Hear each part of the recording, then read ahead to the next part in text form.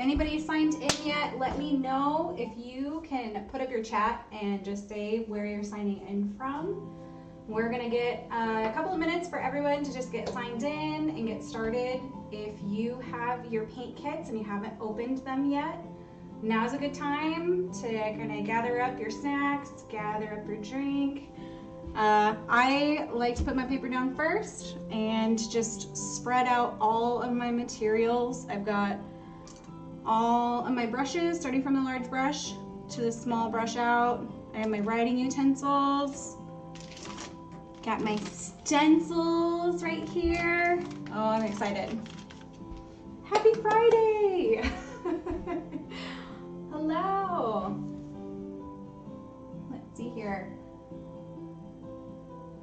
And now if you sign in, go ahead and say where you're signing in from.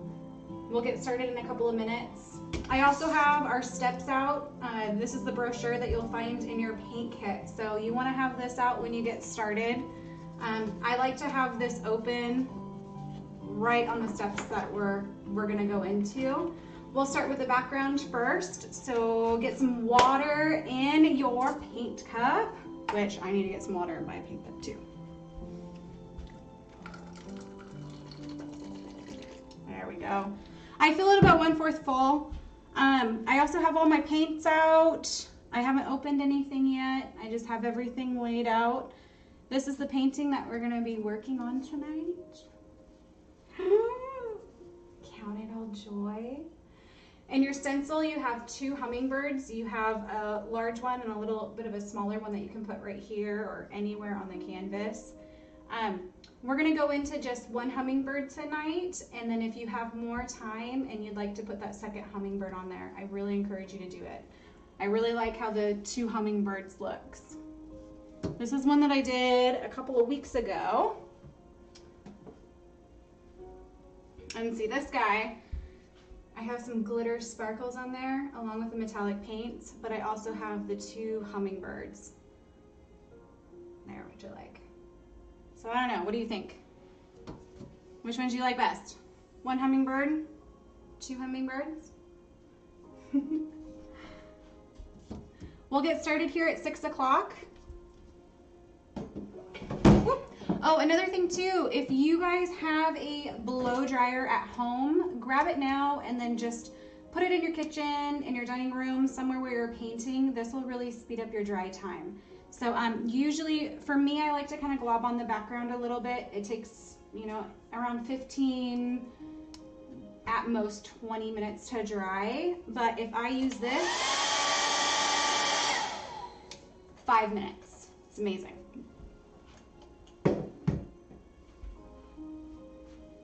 How's your Friday going? Yay! Thanks everyone for spending your Friday night with me. This is fantastic. If anybody ever has a question, feel free to use the chat in the video. Pop up the question, and once I get a moment, I can see it right up on the screen, and I'll be able to help you out.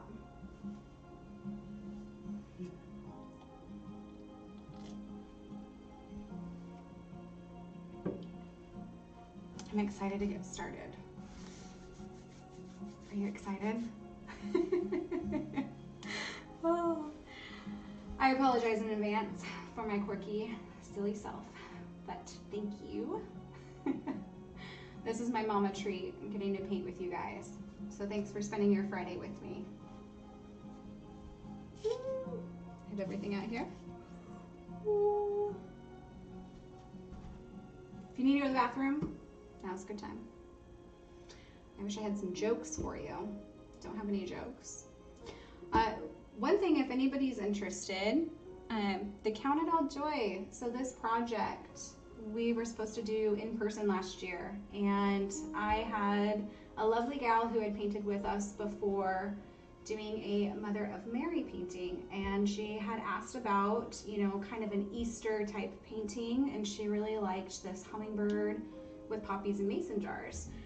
So I went into kind of the meaning behind the poppies and the mason jars, and she really wanted to base it off of James 1:2, the memory verse. And gosh, it's so beautiful how things just kind of come full circle. So here, you know, that in-person paint party ended up having to be put off, and she really wanted to do a virtual paint party online. And as a mom of 2 small children, I had no idea how to do that. So thank you to my husband and his technology skills. Without him recording and being the cameraman, we wouldn't be able to do this or provide this for you. And now we get to do it. We get to do all of these paintings, and it's so wonderful to be able to just kind of go through the motions together. It's not about perfection. Tonight is about just going through the process, just getting to paint with one another. So your friends, your family, for yourself, if this is your mom break, oh darling, I love those mom breaks. And this is a wonderful opportunity. If you need to take some time, you can pause this video. If you need to rewind it, if you need to just stop and have a day or 2 away, even a week or a month, you can always come back to this video. You have all of the information you need in your brochure, and I'm always happy to help through mamagramspaint.com. You can always send me a message there, and I'd be happy to walk you through anything you need. That's right, it's 5:53. We're gonna have about 5 more minutes, and then we'll start getting started. So sit down, relax, wiggle the week out. Oh. And this is our setup. Little info about this. This table is actually an L-shaped desk brought to you from our friends, Urban Industrial Northwest. Oh my goodness. They make the most beautiful reclaimed furniture you will ever see, and they're quite lovely people as well. We have a mountainscape background.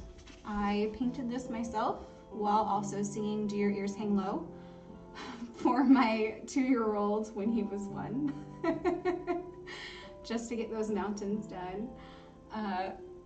I always liked that it's just a calming corner over here, and it just fits beautifully for what we're going into.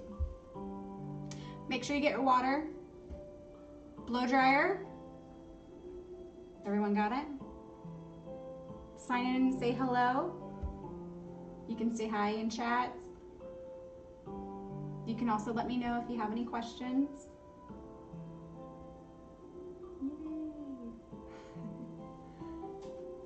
You want to get all of your painting materials out. Paper first. Grab your paints. All the paints are out. Colors we have.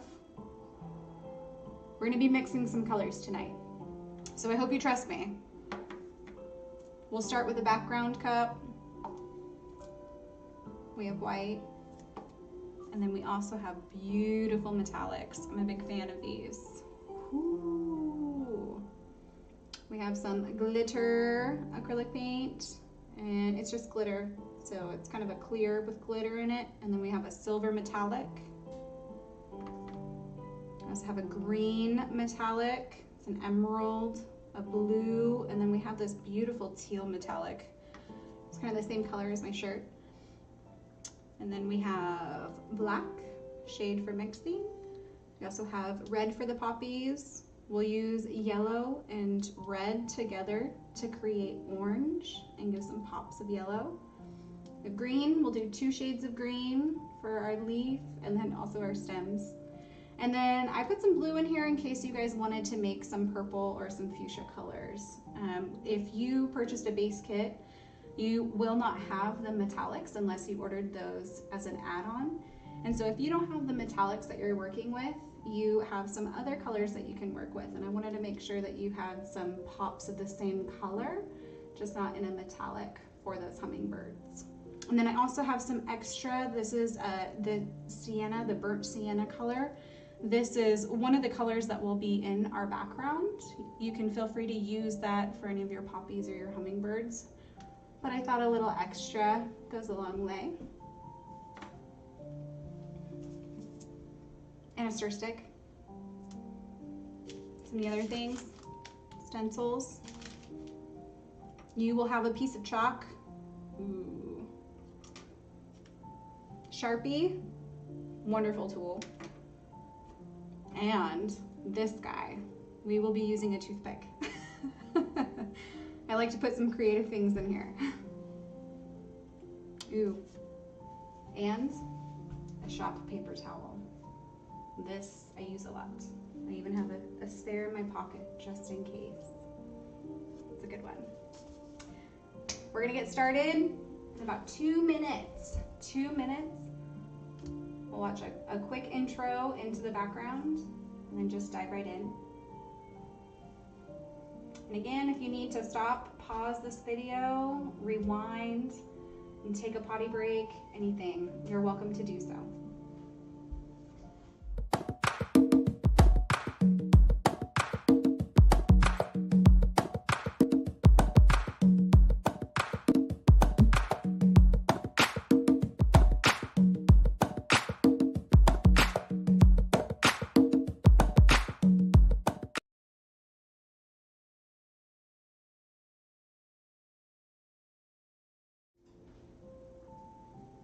Okay, everybody, are we ready?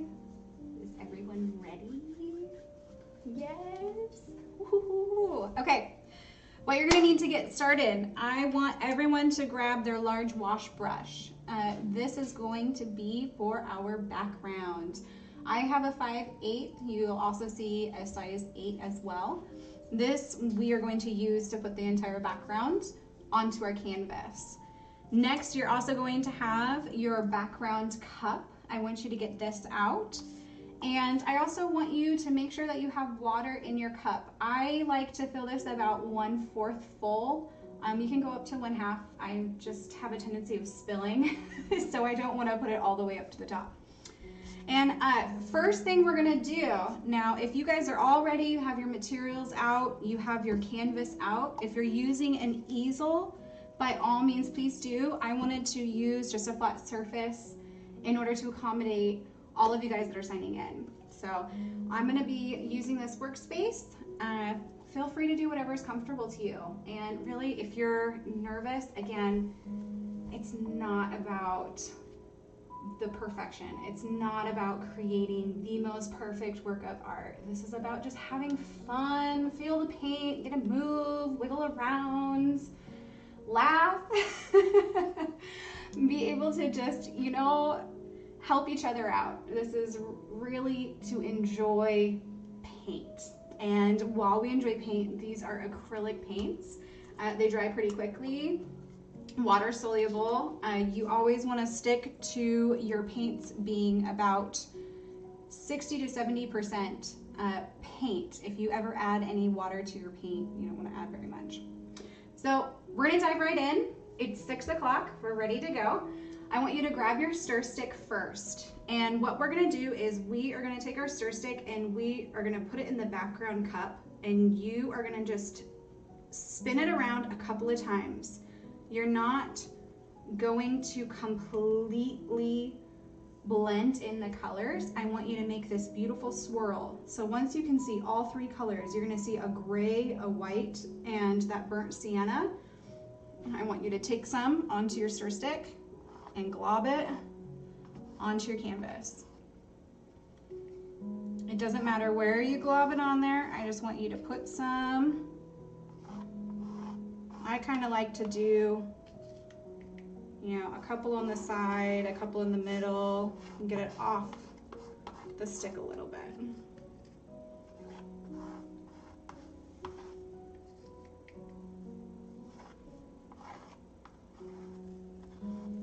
Okay, so I have that. I'm gonna cover up my background cup because I do not want that paint to dry out. I want to be able to save it and use it later. I also want to save it. Maybe we'll have enough for another painting afterwards. I'm also going to grab the white cup and I'm going to put a little bit of this onto the background. I'm not going to try to put too much, but just kind of in these little spots here. And then we are going to cover the entire canvas.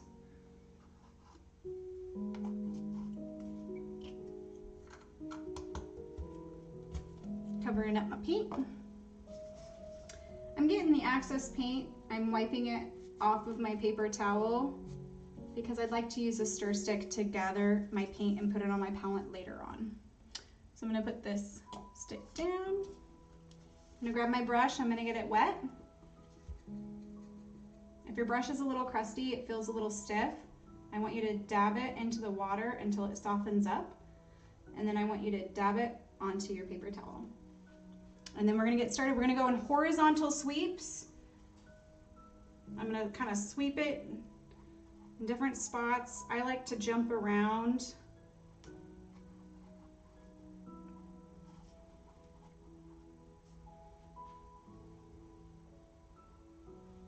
Hopefully you guys have your aprons on. Now this paint does wash out of your clothing, but if you notice that you got paint on your favorite sweater, I'd encourage you to just wash it off with some soap and water, or some water as soon as you notice it, just so you don't get any staining when it does come out. All right, now I'm gonna lift this up,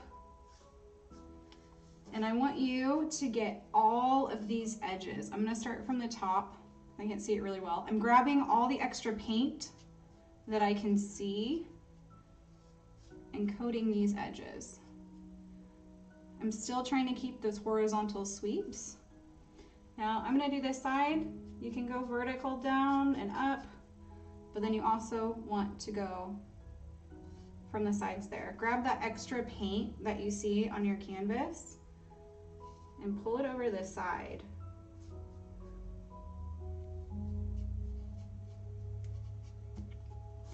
Just like that.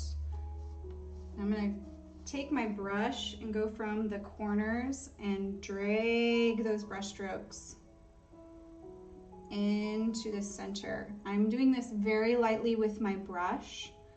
The brush is very lightly gliding onto the surface of the canvas. I'm not pushing down, I'm just trying to pull that color on there. Now if you see the canvas into your paint, that means you need a little bit more paint. If it starts to feel sticky, like it's not moving, grab a little bit more of your white or your background mix and add it to your canvas.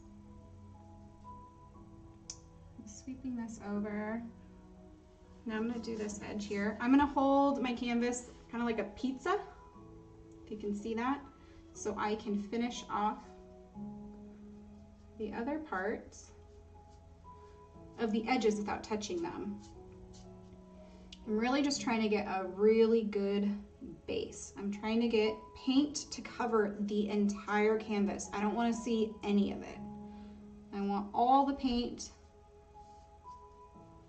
to cover the edges,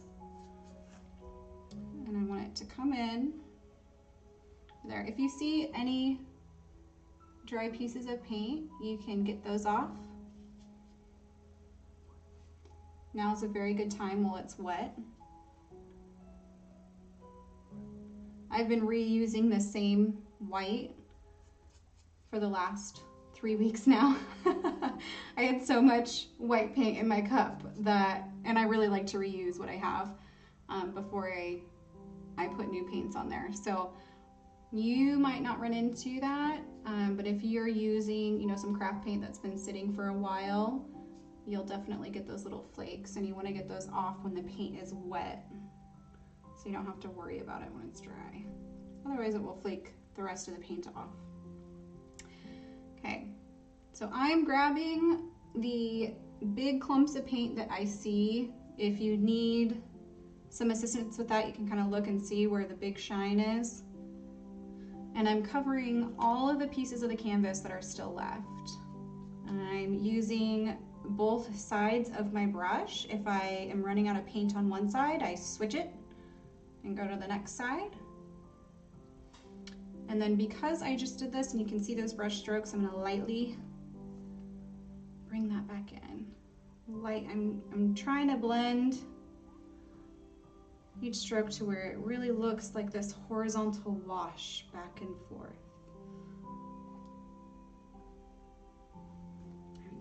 Now I'm gonna lightly set this back down and kind of whoosh it so I don't touch it. Now I wanna put a couple of more, I'm gonna put a little bit more white onto my canvas. I just want a little bit of popping color at the bottom. I'm not going to clean my brush. I'm gonna grab just a little tiny dollop. If you see a corner that you want to be darker or lighter, if you would like to add even a different color, by all means. If you want to have, you know, a blue background, you can do that. The sky is really the limit. This is your painting, so do whatever you would like to do. Okay, now with these little dots, I'm just gonna bring them in. Because they were so small, I'm gonna use the thin side of my brush just to get those dots in there, and then I'm gonna use the wide side. I'm starting to feel my brush stick to the paint, so I'm very lightly, I don't want to take the paint off, I want to very lightly brush and blend that paint I just put on there in. And I love it. So we are officially done with our background. Oh, you want to clean your brush?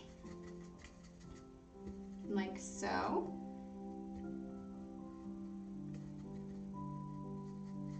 And you'll also want to clean your brush in your sink as well. So if you're seeing those muddled colors in the base of your brush,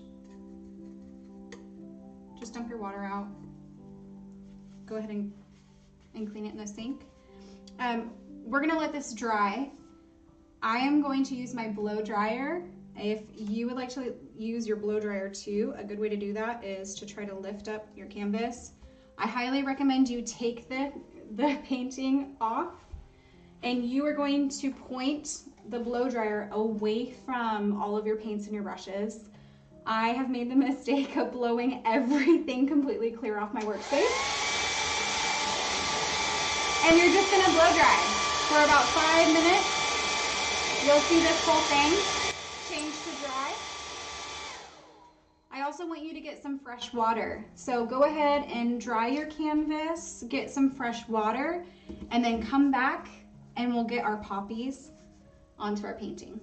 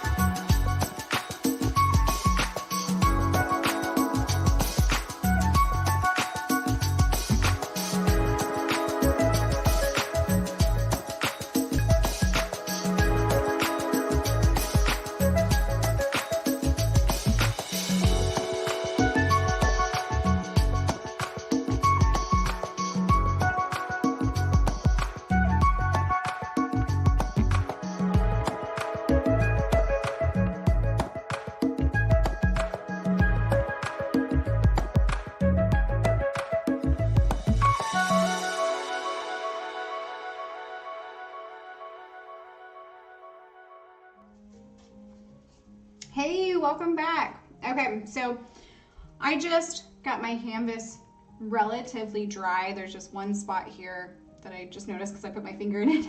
It's a little tacky.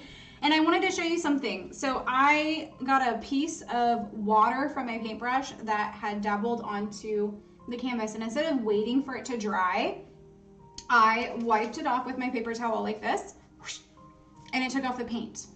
Now, if you do that, it's okay. There are no mistakes here, all right?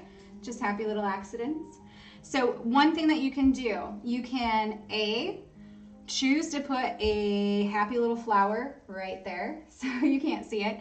But if it's in a position on your painting that you're gonna be able to see, this is a really good time to take your brush. You can grab some more of your background paint, and I mean just a teensy bit of it. And then you can cover that one spot and very lightly blend it into the rest of your background. Now, always cover your paints when you're not using them. Now, this is one thing that I love about acrylics. Layering the paint on allows you so much grace. It's absurdly wonderful. You can always just let something dry and then go back over it. So I am going to let this dry. Raise my finger.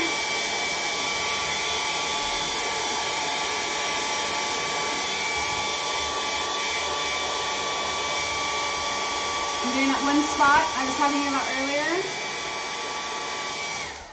Okay, and then that's that. Perfect. Something I didn't do before, but I'm gonna do it now because we are getting into the poppies. I have my little trifold brochure here with the steps. I'm going to keep this out even just for me to reference. I love having the visual aids of each step so you can visually just see where we're going to be going into our painting. I want you to trust me. Trust is kind of hard when you're doing painting, with acrylics especially, because we are going to be going in with one color and then we're going to be adding to it while that paint is still wet. So I got this out. I am going to take out my first stencil. This is going to be your mason jar stencil. You can go ahead and get all of them out of your baggie. But the one that we are working with right now is going to be the mason jar. You will notice that there is a film, a clear film on top of your mason jar. That's called a transfer tape. Now, we're gonna keep that on, and what that does is it makes all these small pieces of your stencil stay in place. Now, this is the hardest part for me. I am an artist who likes to hand render all of my drawings onto my paintings. So stencils are more of a challenge for me. So I am gonna ask you for your grace while we get this going. I'm gonna start in the top left-hand corner, and I am going to make sure that that teal, this little minty green, is on there, and I'm gonna peel the background off. Peeling the background completely off. And then I'm gonna try to position this here. And then we are gonna put this in the bottom right-hand corner of our painting. If you'd like to put it on the left, that's just fine. I like it on the bottom right. And I'm also gonna put it, I'm gonna put it up just a little bit. So I'm gonna put it right. There's a good spot. Now I'm gonna have this stick on the top. This is a good time to where if your stir stick doesn't have gloppy paint on it, you can use this stick to press down that stencil. You don't want to push it down too hard because your paint is delicate right now.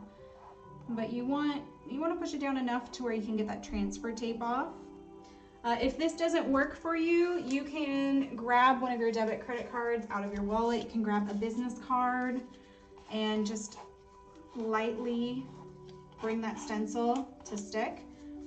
And then we are going to take our transfer, this top. I'm going to hold the stencil down and very gently but firmly peel this transfer. Now I'm going very slow and I'm holding it down with my fingers while I'll peel the transfer tape off with my other hand. Change directions if it starts to peel up your stencil. You see how I just started, instead of going from left to right, I went from top to bottom just to change it. This off. If you notice it's kind of bubbling up, that's okay. Kind of push it down very lightly. I don't want it to stick too hard, but just a nice light stick. And then I want you to grab your chalk. And we're going to make a chalk line where our jar is. This is going to be a reference for you. We want our poppy stems to go inside the jar, but we do not want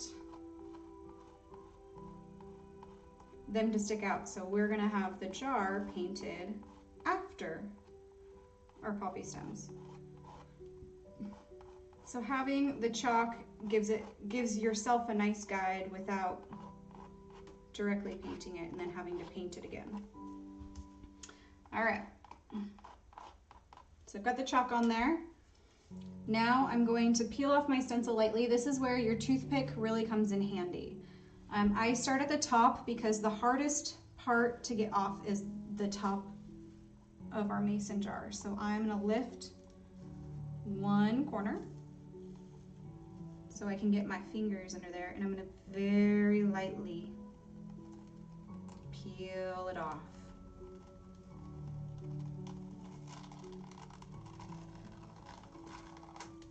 You notice you can't quite see these grooves right here. You can go in with your chalk again. And what you're doing is just creating those rim lines right there. It's like 3 little lines.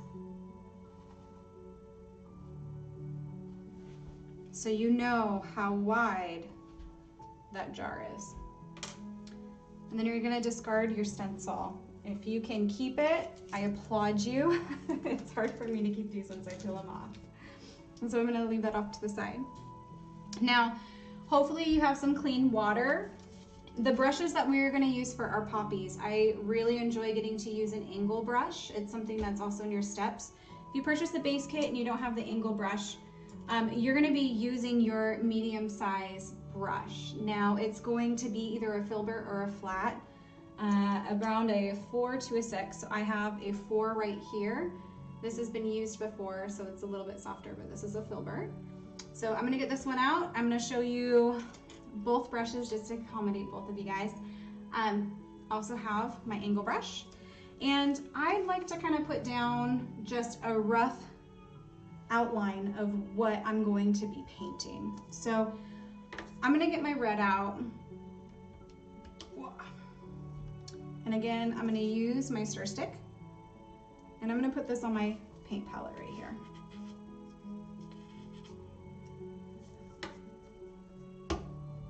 And you know what, I like to do a dollop of the red, and then I also like to put another dollop. This is gonna be my orange.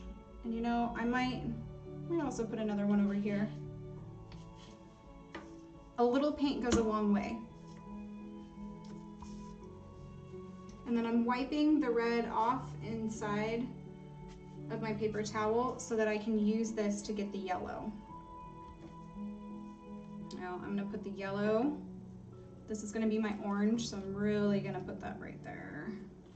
I'm also gonna put some right there.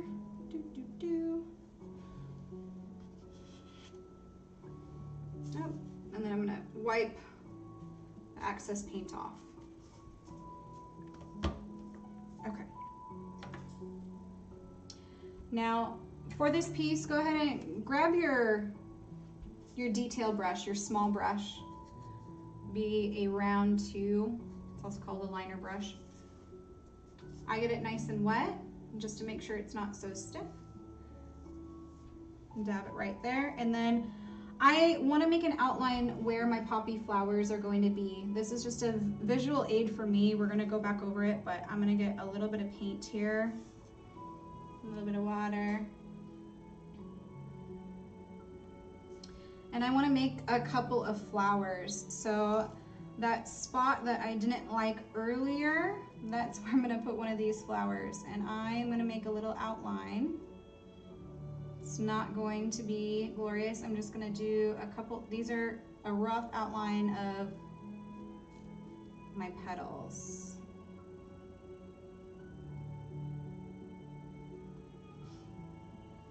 I like to get a little bit of water on my brush and then some of the pigment, because really a little bit of this paint goes a long way. I'm going to put another flower just right here. It's going to have a crescent moon. It's going to be this little half circle here. That's what I'm going to start with. So I'm going to do, well, it kind of looks like a heart. And then I'm actually going to put a crescent moon right there. And then I'm crescent moon like that. And then I'm going to bring, this is going to be another petal. And add another petal right over here. Just looks like weird, almost heart shapes right now. Don't worry, trust me. We'll make it into a beautiful flower in just a bit. Now I'm gonna move into another flower. I'll show you this just for a reference too. So we have these two outlined here. I'm gonna put a couple down below. So I am going to put one right over here. I'm going to do this little and then kind of another little crescent. I'm going to do another one right here. And then I'm going to do one right in between. And I want to add just another little shape here.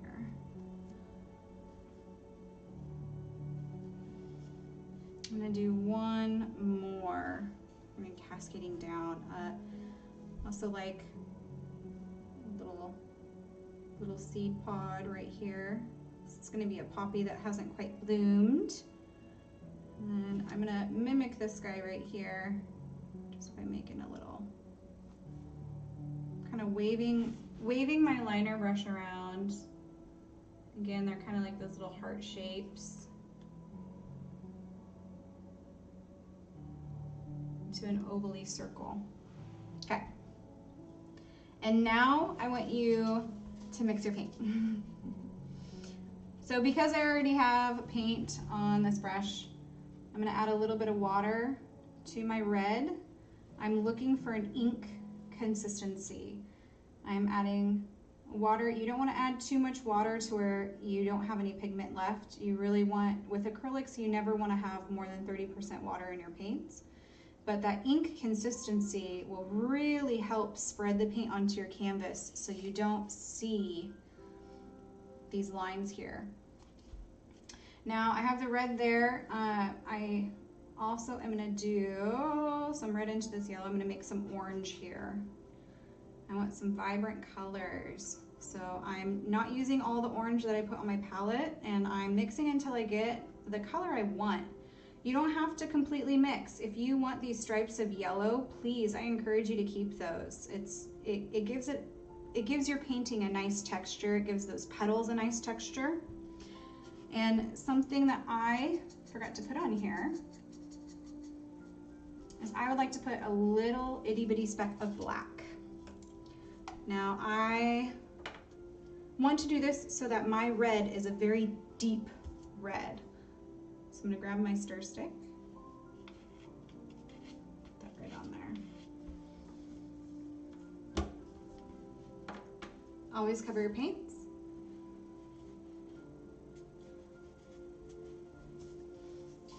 And we're going to go back in.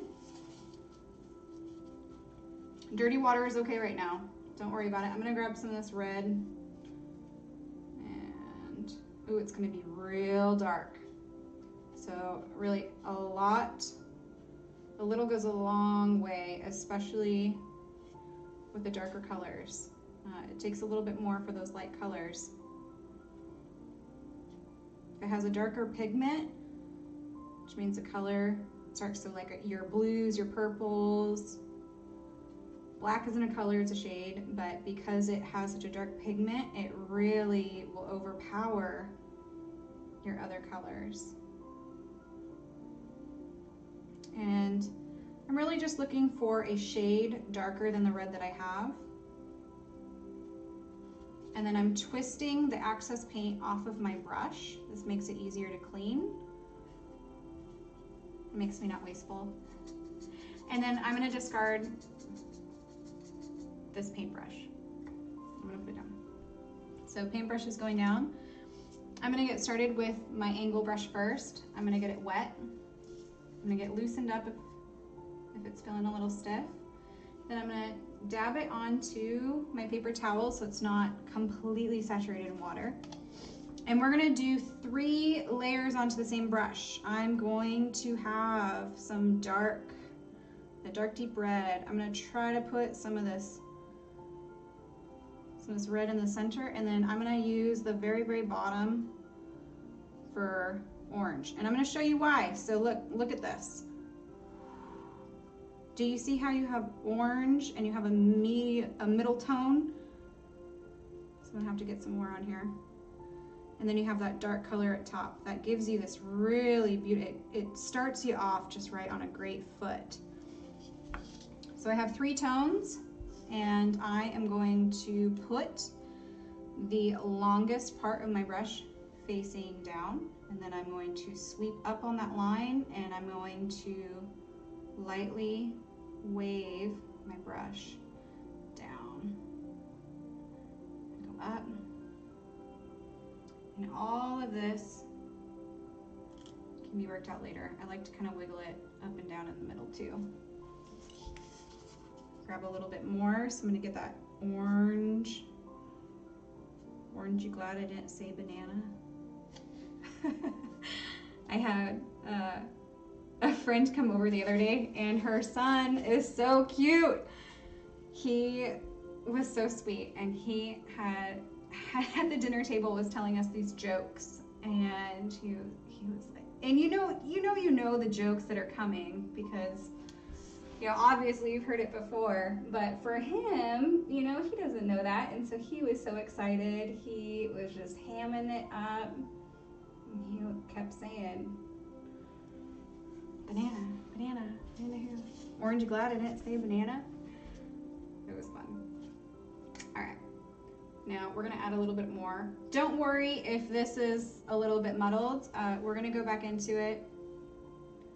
Really, you're just trying to get the paint onto those petals. You're gonna fill in these lines here. So I'm getting those dark colors in the center, and I'm whooshing my brush a little bit, just kind of bouncing it up and down. Just like that. Now this is where I'm gonna use my liner brush that we just had before, get it a little wet. And I'm gonna go in with the orange because that's our top color. And all I'm doing is trying to get these lines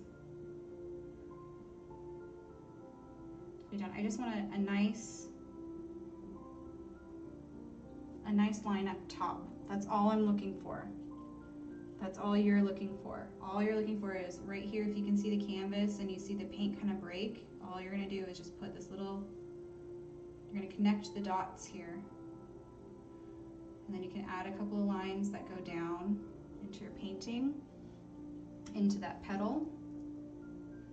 Adding a couple of lines to go down into that petal. If your paint feels sticky and it's not moving on your canvas, grab a little bit of water and mix it into your paint color.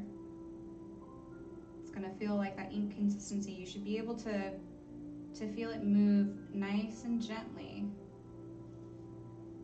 as you're feeling in those little pieces of the canvas that the paint just didn't quite fluidly get. I'm gonna get a little bit of that in. I'm gonna grab a little bit of this yellow too. Ooh. And then I'm just gonna kind of bring that in. Now it's a little bit dark. It's okay. I'm sorry, it's a little bit light compared to our dark. But that's where you can kind of mix some water in there, and then just really, if you get too much water onto your painting, Get your brush nice and dry and pick it up. Do you see how it lifted the paint off? So what I'm going to do is mix that in and add a little bit more paint. I'm just getting some of that red in there. I want a little bit of red because I took some of that dark red out. I'm just going to add that back in. Just like that. Add a little bit more of that light red in here. You're going for light on the outer edges, and those deep colors in the center. Now we're going to go and move on to another flower. So we're going back to our oranges. I'm not cleaning my brush at all. I like having the middle tones.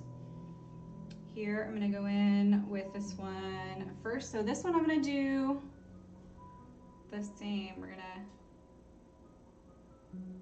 bring it in. I'm going to wave it. Just trying to wave the colors together. And go out to the top. Do that again. And go in with the orange. Go in with the red. And then grab the dark pigment up at the top. And again, if you forget to switch your brush to where you have this orange at the top, that's okay. It actually comes out with a really pretty tone. I've done that with some other ones too. If you wanted to make your poppies a different color, it's okay. The reason we chose the red poppy is known after the First World War. If you ever interested in poetry, the field of Flanders was where it was actually the first war that anybody ever used tear gas or chemical warfare. And it was in the field of Flanders. And a soldier had just seen his friend pass away. And he was left a little beside himself, and he wrote this poem. And at the time, no one really thought anything of it.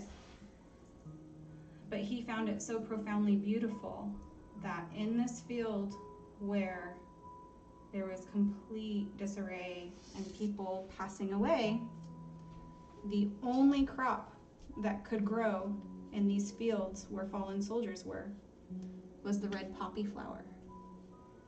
I think that is just crazy. The symbolism of, nothing could grow there but these beautiful red poppy flowers.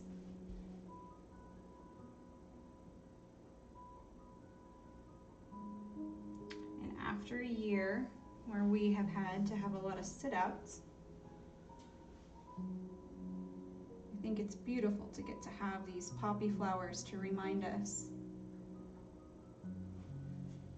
to count every little piece of it as joy.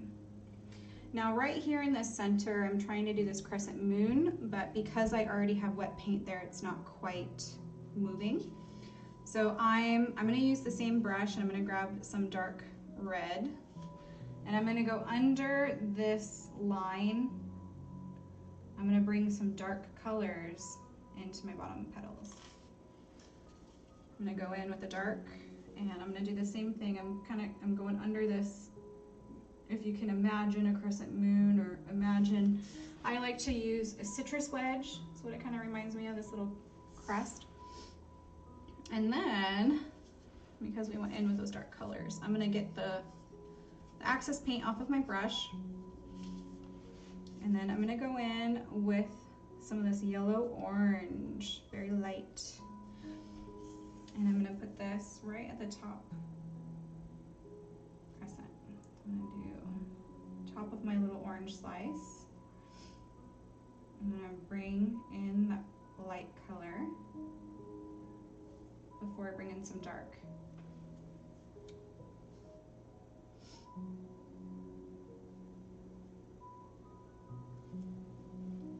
There we go. Now I'm going to clean my brush, my angle brush.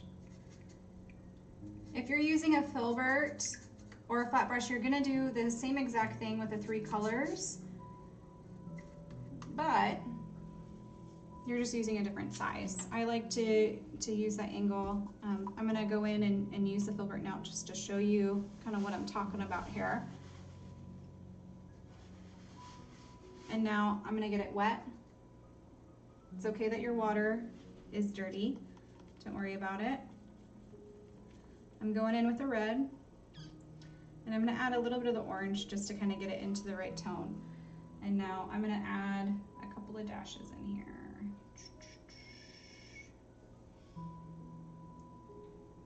What I'm doing is trying to blend these colors a little bit so you're not seeing any of your lines from earlier.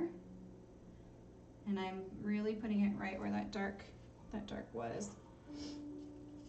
Now, I'm gonna go in with little pops of the yellow and orange. And I'm using the flat side of my brush to get these nice little edges here at the very, very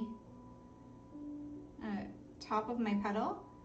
And then I'm going in and putting my brush sideways to get little bits to go down into the center. That gives those little lines, those little shades. If you start to feel sticky, grab some more paint.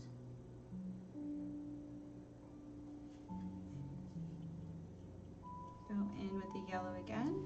And again, I'm getting these, I'm cleaning up these little itty bitty lines on top. I put a little bit too much orange there. That's okay. You can get the excess orange off.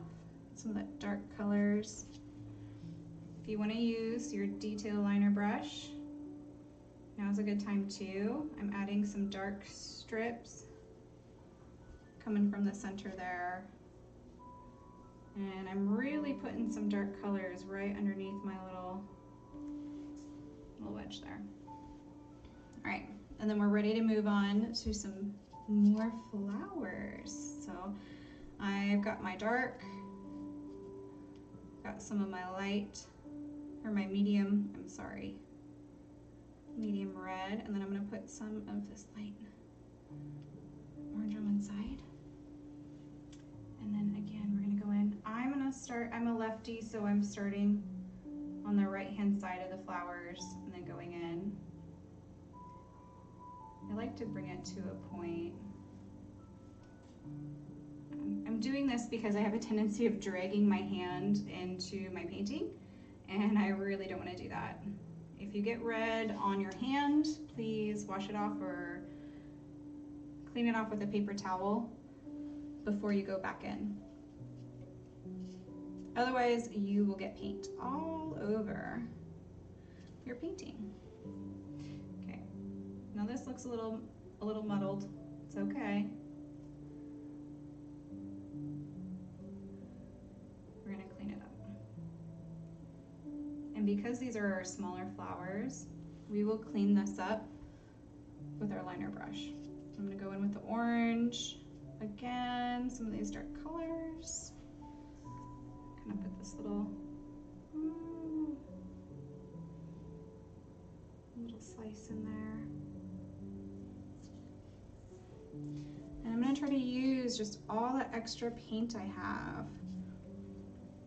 And this time I'm taking my brush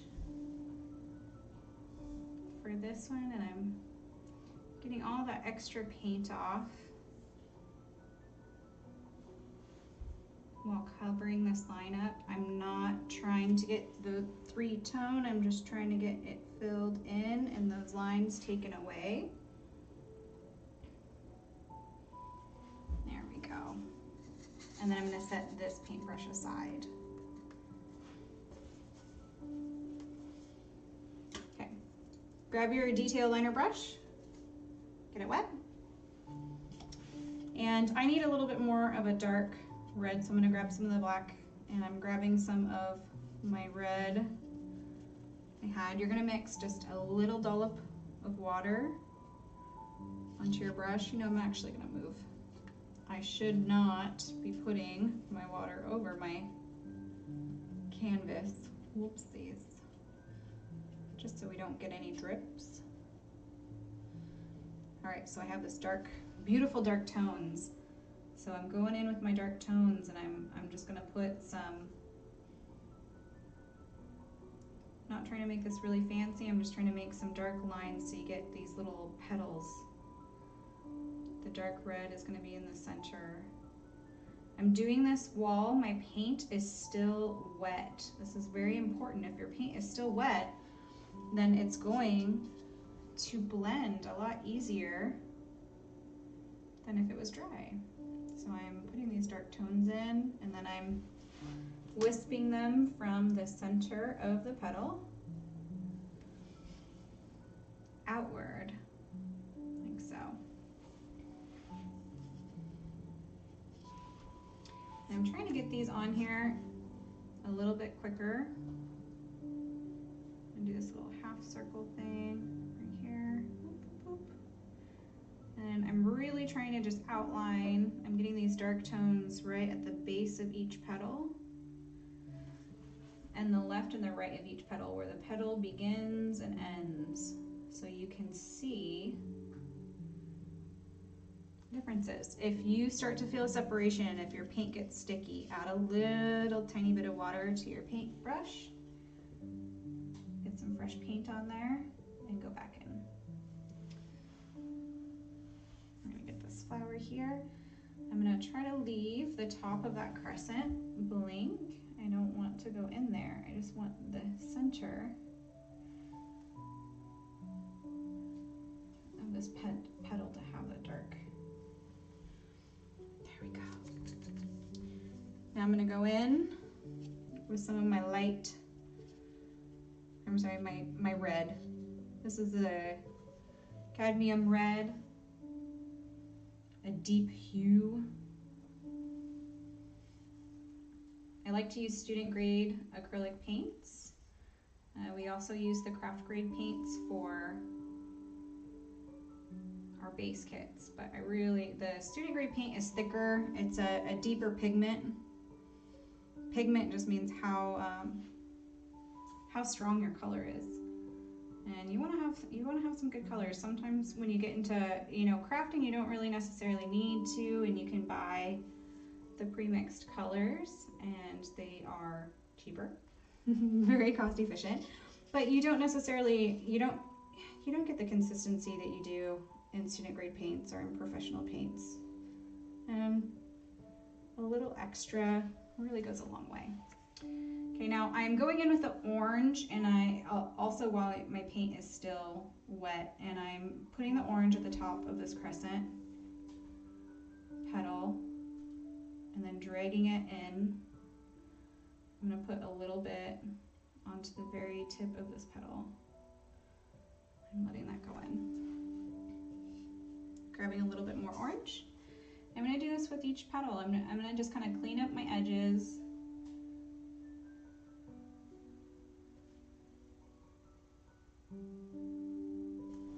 And bring it in. Now I want to kind of clean up this edge here.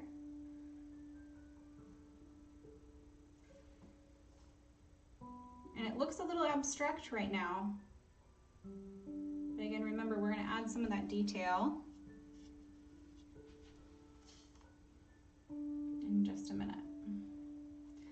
I like to stick with the color palette that we have, so like doing the petals and the base of the poppies before we get into any of the other colors. This enables you to really mix your colors well and blend them to get the effect that you want before moving on to something else. Okay, and then I have this little seed pod that we're gonna have. I'm adding a little bit of orange to that. Now, that's gonna be a darker shade too. It really, this one's whatever you wanna make it. Most of it's gonna be green.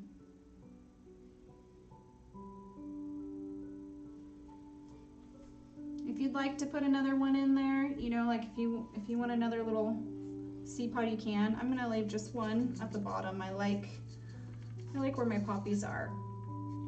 Keep in mind also, you're going to have words. You can pick up your stencils and you're gonna have words right in this corner here.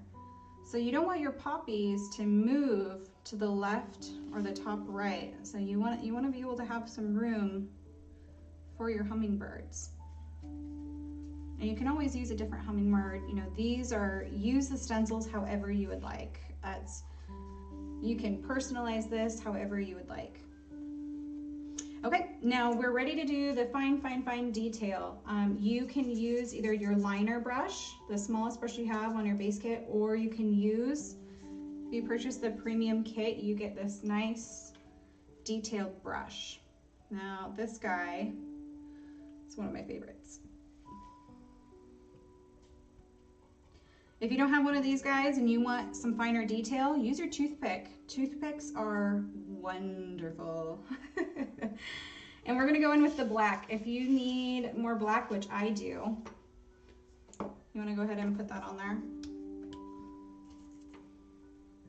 I like to use my stir stick. I like to try to keep it to just one side too.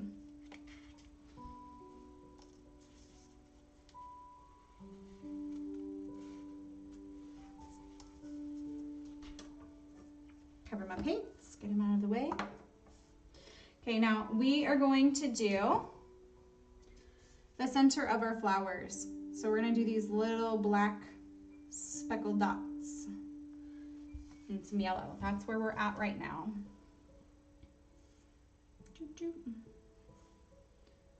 Now I'm gonna grab very tiny amount of black at the very tip of my brush. And I am going to add teeny dots. You're very lightly, you're barely even touching the canvas so you can get these light little dots. I like to do all these little dots that kind of go together. If you're working on one of the crescent flowers, you want to go right at the top where the petal stops. That's where you're gonna go. If you start to see some separation in your brush, that's okay. It'll give you a couple of little wispy dots. It actually looks really pretty. Can I get a cluster and a couple of little light dots going off? Now, if you are like me and you did the flowers closest to you and you're afraid that you're gonna drag your hand, take your canvas, throw it around. Mine's upside down right now, and I'm just doing these centers, but I don't want to put my hand in my painting. So I'm gonna do this upside down. I don't need to see the whole picture right now, just a little piece. Just like that.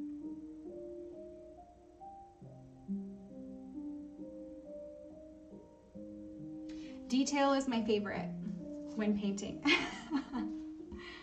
I am a chatty Cathy, but when it comes to detail painting or even scratches, anything, I don't know what it is, but it is so calming to me. I love getting to put a little detail in there. Okay, now I'm gonna put some yellow on my brush. Again, very itty bitty tiny mark.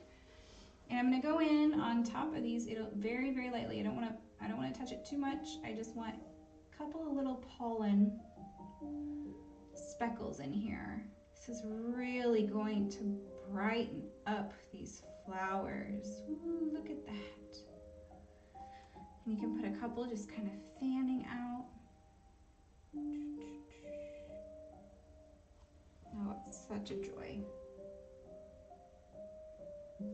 This makes me so excited for spring. Happy spring, everybody. If we have any gardeners out there, this is some of my favorite things to do. Just watch these little guys open. And little bumblebees making their way to each one.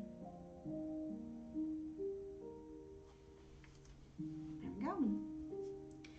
If you'd like to add some detail, can add a little bit of water to your brush, a little bit of the yellow, add a little bit of the orange. I like to use whatever is on my palette, honestly. I like to use all the access paint that I have on here. And I'm just gonna go in and put some light brush strokes onto these petals so you can kind of see some separation. I'm not gonna get too crazy. I'm just gonna add a couple little lines. See how that's a lot lighter than the other ones? I like it though.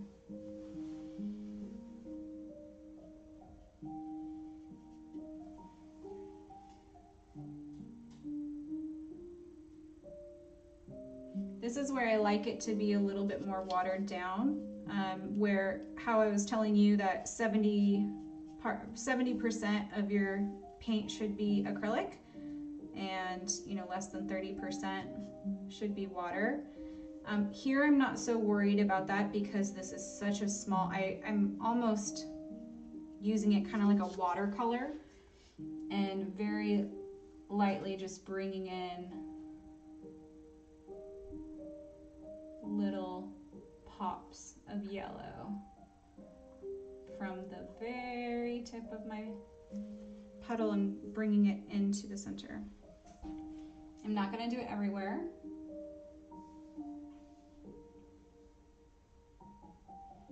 And if I don't like the yellow that I put on there, I'm going to leave it. I'm going to walk away from it, paint somewhere else, and then come back into it and clean it up.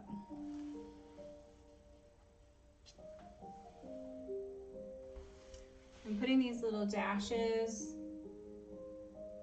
on any spot where you can see, the back of the canvas, you didn't quite get the paint on. And I'll put a little mark there. See, like this one, I'm really going to clean up these lines here.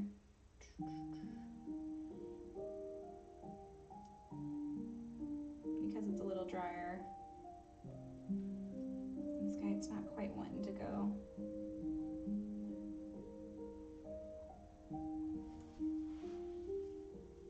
I'm trying to use what I have on my paintbrush.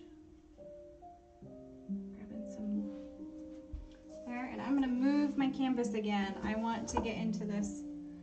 I want to do what makes my hand comfortable. You're going to be exercising all those finger and hand muscles tonight. Moving on to this flower, kind of cleaning up this edge. Bring in just a couple of lines in there.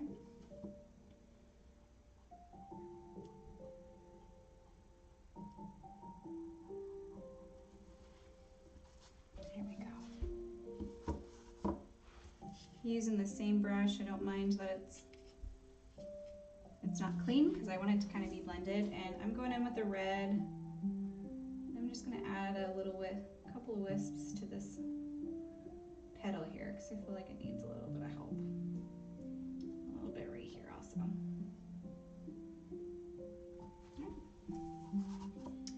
If you need to put some darker colors, this is where you have a good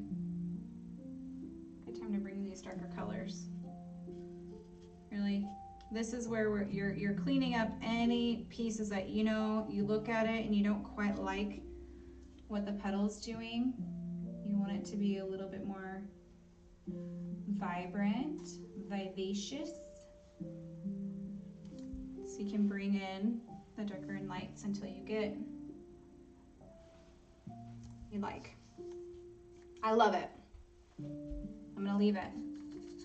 Now, I want you to clean your water, clean your brushes in the sink so the water runs clear. And then I would like you to come back and we'll get our greens out and put the stems inside the jar. So we'll be right back.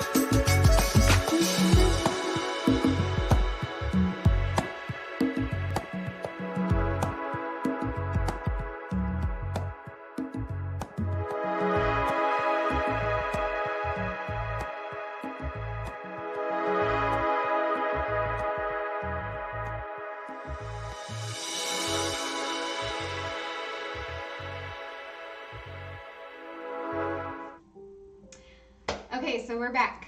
We have some fresh water. We also have our brushes nice and clean.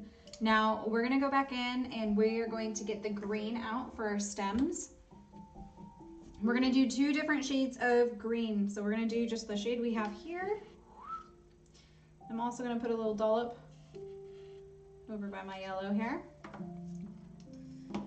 We're gonna have a dark shade and a light shade.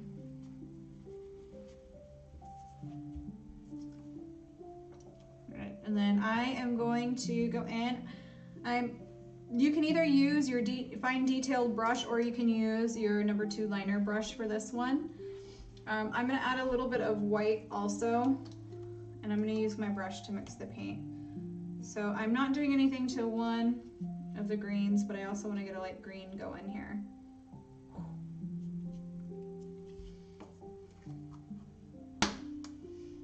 I'm also going to get my water because I'm going to be using the water to mix into the paint as well. So I'm going to use a little bit of this orange in here. I like to mix my colors a little bit. Some people are really good about keeping their colors separate, but I feel like more color gives it more texture, makes it authentic. And the yellow is going to make it this nice, bright, kind of lime green. Adding a little bit of water just to get that ink consistency, since we are going to be doing some lines. And then I'm getting the excess paint off by rolling my brush. I like to keep the paint on the tip of your brush. All right, now we're going to go in, and I like to start on the right hand side and move in. So I'm going to start at this little bean pod, and I'm going to put some green. It reminds me of a rosebud a little bit. I'm going to put it on the top and the bottom. If anybody ever has seen Little Shop of Horrors, with a little, it kind of reminds me, I can't remember what his name was. Feed me, Seymour, feed me. If anybody's ever seen that movie, it's been a long time. We're gonna go in, and every single stem is gonna go into this mason jar. Add a little bit of water to my brush. And you wanna make a light, very light line going all the way down. You do not wanna go past your jar. You want it to be almost to the bottom of the line, but not quite there. I'm gonna go in here, and I'm gonna have this guy connect with this nice stem here.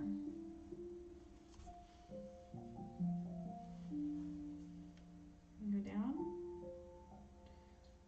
You don't have to take too much time on these stems. We're gonna go in and kind of clean them up a little bit with the other green. But you do want to have an ink consistency for your brush. If you get too much paint on your brush, twirl it off, get that paint to be at the tip.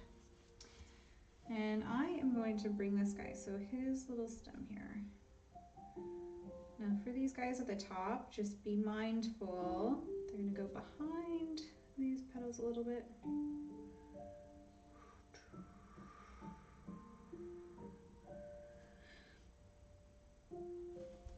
Just like so. I'm gonna go in with this guy right here. I want it to look like it's behind the petal. And feel free to cross the lines. I like to cross the stems. If you've ever notice the stems in the bottom of your vase. A lot of them crisscross.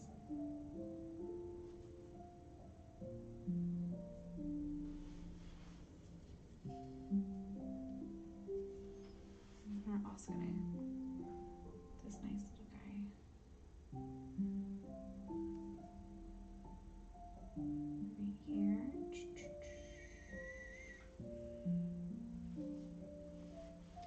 just like so. Now, I'd like to put a leaf in here, and the original I have a leaf down here and I have a little seed pod. I like to kind of eyeball where I have a gap. So if you have a gap, you know, kind of over here, you can put a little leaf, or over here. I'm gonna put one just right coming off of this long stem here.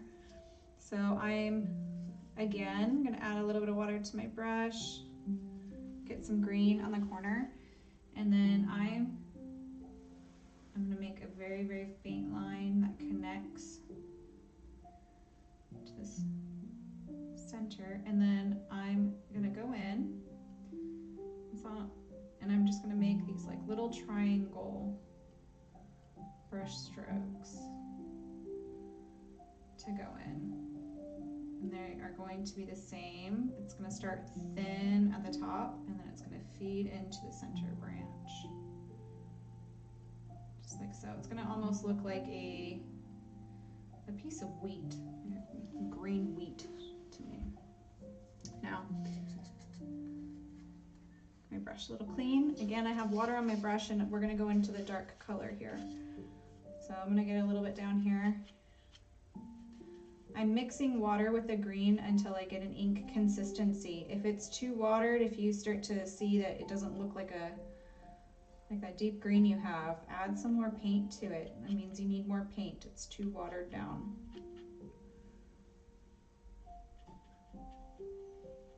And there we go. Get that nice ink consistency. I'm gonna roll off the extra paint. Get the paint onto the tip of my brush.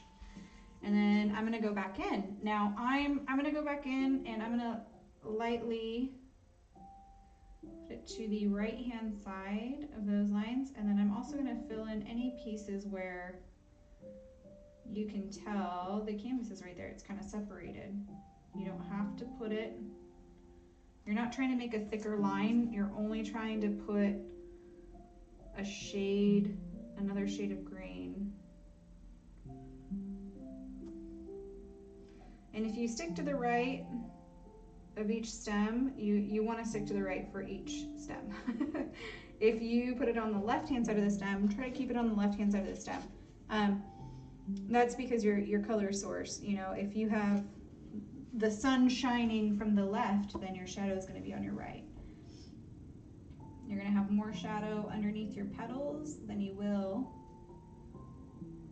with those petals poking out.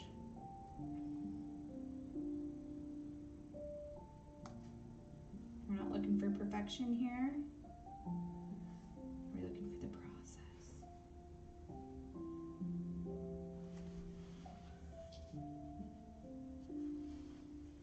I love getting to feel this paint move.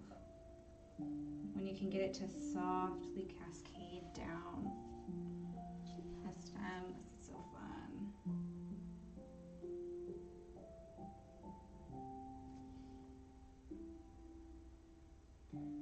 If anybody has any questions, feel free to use that chat box.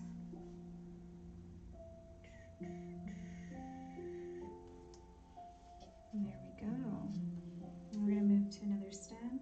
I'm not trying to make it thicker, I'm just trying to clean up the line I already have. I'm even going to bounce around. I don't need any up there.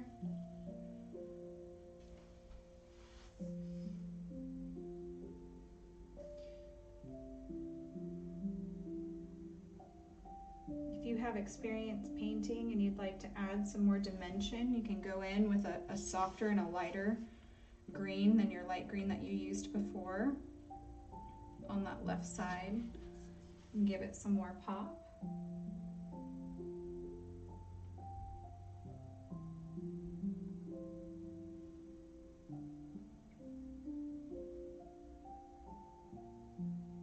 I'm going in on this right hand side of the seed pod and on the bottom side of this curl and attaching it to the center there. And grab some more paint. Now we're going to do this leaf. For the leaf, I want to really make sure that I have that ink consistency on my brush, and I'm gonna go in very lightly. I'm just adding a couple of brushes. I want that lime green, but I just want a couple of wishy-washy greens in there. And then the center is going to have this dark line going down, like so.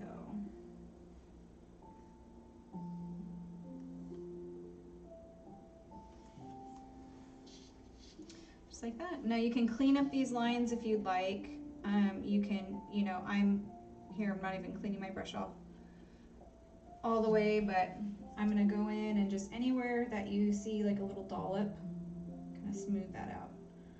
Kind of smooth the little lines that I kind of missed, or anywhere that you want to kind of clean up. It's like right here, I'm going to clean up the bottom.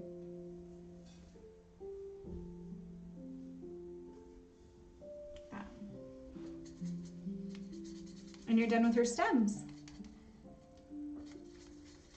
So again, we're going to clean out our water. We're going to switch it. I don't want the green. Next, we're going to do the mason jar, and we're also going to go straight into our hummingbird. So we will be right back. Grab some clean water, grab some clean brushes, and then come back with that water, and we'll go right into the mason jar and also our hummingbird.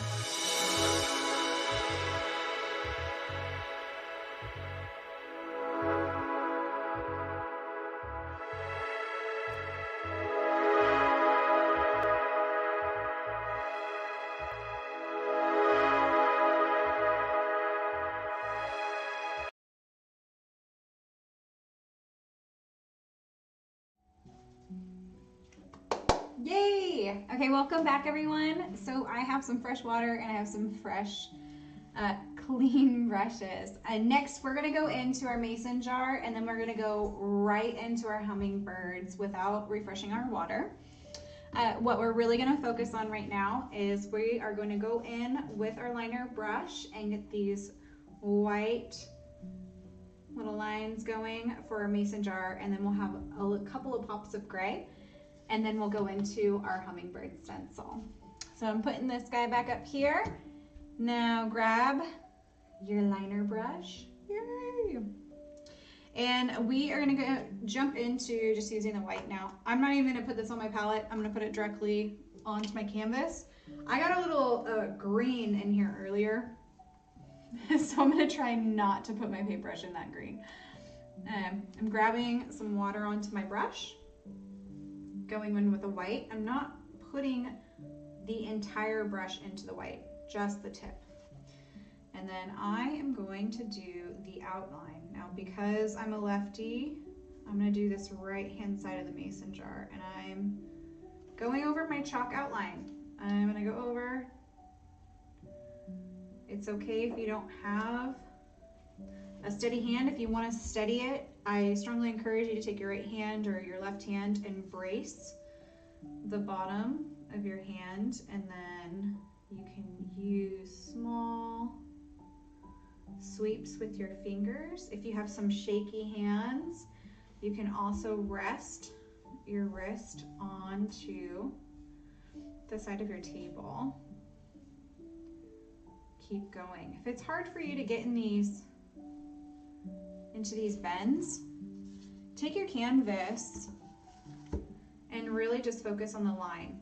So I'm taking it and I'm gonna just do a 360-degree rotation of my painting while I get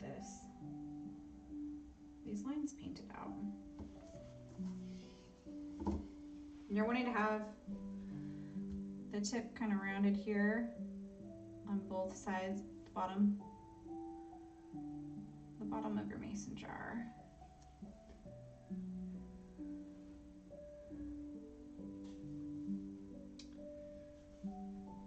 And then you're going to continue to go up. Now I don't want to put my hand in there, so I'm bracing my hand onto the edge of my canvas right now. And that feels very comfortable. If something doesn't feel comfortable on your hand or your wrist while you're painting, then switch it up. Change where your hand is resting so that you feel comfortable and confident with making these straight lines. If you start to see some separation in your paint, it's not quite moving fluidly, then you need more paint. But I'm okay with a couple of little breaks. This is a rustic mason jar. It's nothing fancy. Now, I want to make sure that my green is dry. I can tell that it's dry. Acrylic dries fairly quickly. And we are going to go over those green lines.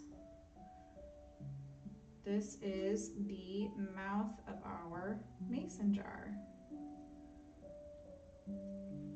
If your chalk marks kind of came off a little bit, that's okay. You can eyeball it. You're just going to make these marks right in the center where the top of the jar dents in. Right. Now that I have those 3 lines, I'm going to get my mason jar back into square one. And I'm going to clean up these lines a little bit. So I'm putting some more of my white here at the top.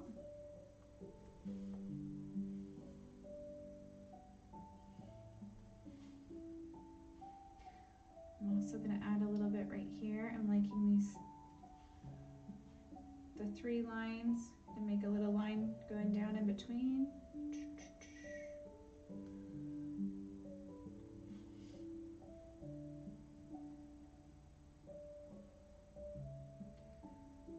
I'm going over these lines just to cover that green. And I'm also making a little, you want to make that jar kind of go out a little bit on the sides, those little rims of the jar. Now, we're going to put some shades in here. So I am going to start on the right hand side again, and I'm going to go down right where that curve of the jar is. And do a little curve at the bottom. You want kind of a chunky line at the top, and then just some tiny little sweeps in the center. I like to do a strong line and then just little gentle sweeps. Put a strong line right over here. And put a couple itty bitty dashes. And I also want to do a little line at the bottom. This will it might go behind your stems depending on where your stems are, but this is just going to be the very bottom of the jar. If you can imagine, the jar is clear and you're seeing inside of it. That's where these other lines kind of come in. A couple little wisps in here. Now, we're also going to be putting some gray in here. And this is where you are going to use your palette. I'm going to grab an itty bitty tiny, tiny, tiny dollop of black. And I'm even fanning it out to where I'm not having a huge concentration. And I'm going to grab the white. Tap it on. I do not want that black paint into my fresh paint. Clean off my stir stick. I'm gonna bring my water over here just so I don't get anything on my painting. And then I'm gonna mix this up. So this is a nice gray. Try to find a place on your plate that has either dry paint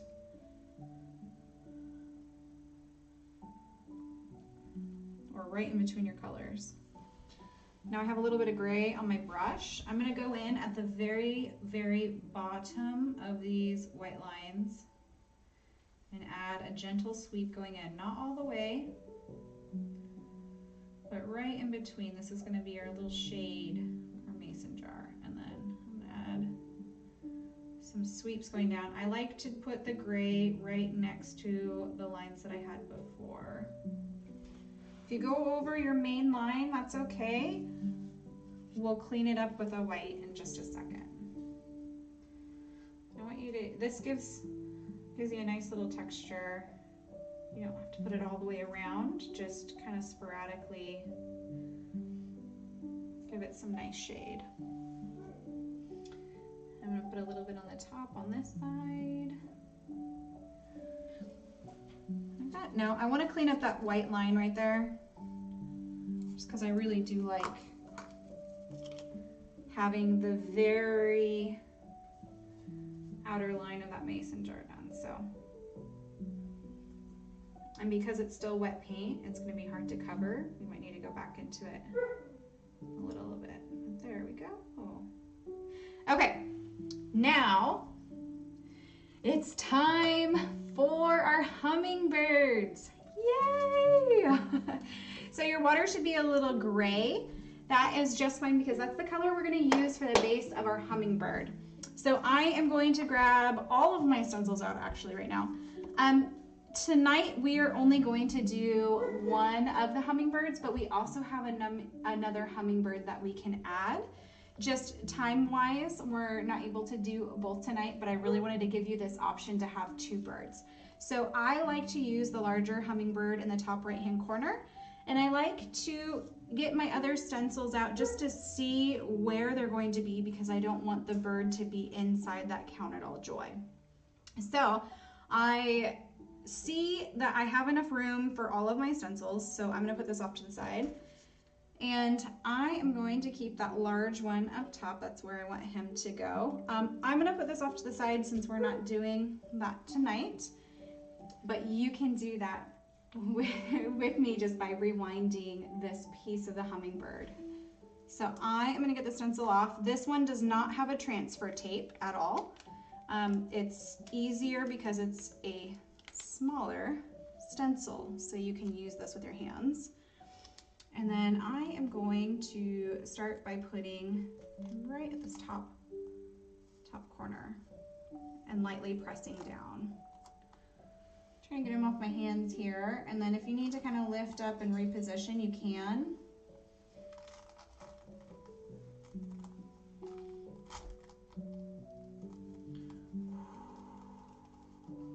And it's okay if these sides lift up, but you really want to be able to have the inner part of the hummingbird pressed down. So this is where I'm going to use a little card here. You can also use, if your stir stick is clean and doesn't have wet paint on it, you can use that to push it down. You can also use your finger. You can even use a clean brush just to brush down that part. Now, I am going to use my wash brush for this. This was the very first brush that we used. I am not going to use water at all. This is very different from everything that we have done.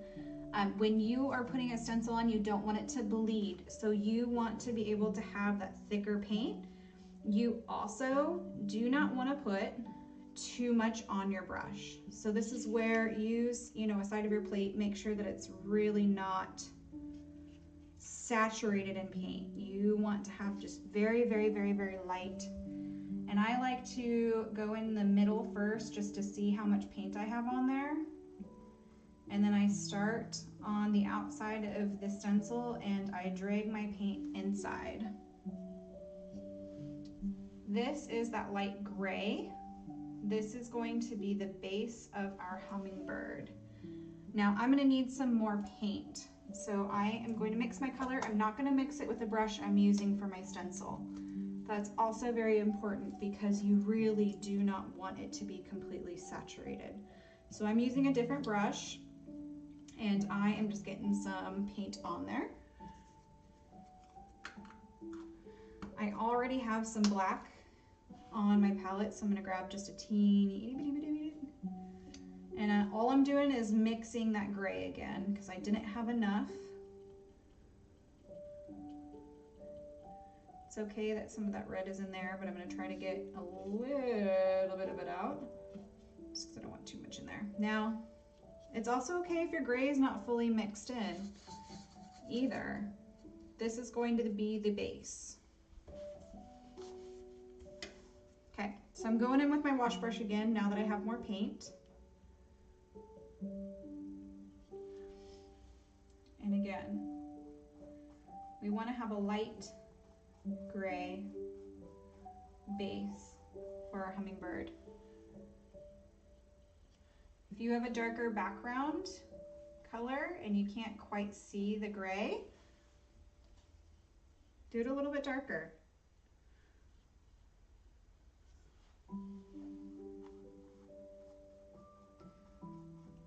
You just want to be able to see the outline of your bird so that we can go in with the detail. I'm going to add some of this gray here because I need more. Now because, did you see how much paint I had on there? That was a little foolish of me. So I don't want that much globbed on there, so that's why we kind of start at the middle for that fresh coat and then you work your way in. It's going to give that nice base for the bird. Okay, and then now we're ready to take our stencil off. You want to peel your stencil off very lightly. You also want to do this when the paint is still wet. That. It's very light. You can barely see this. You see that?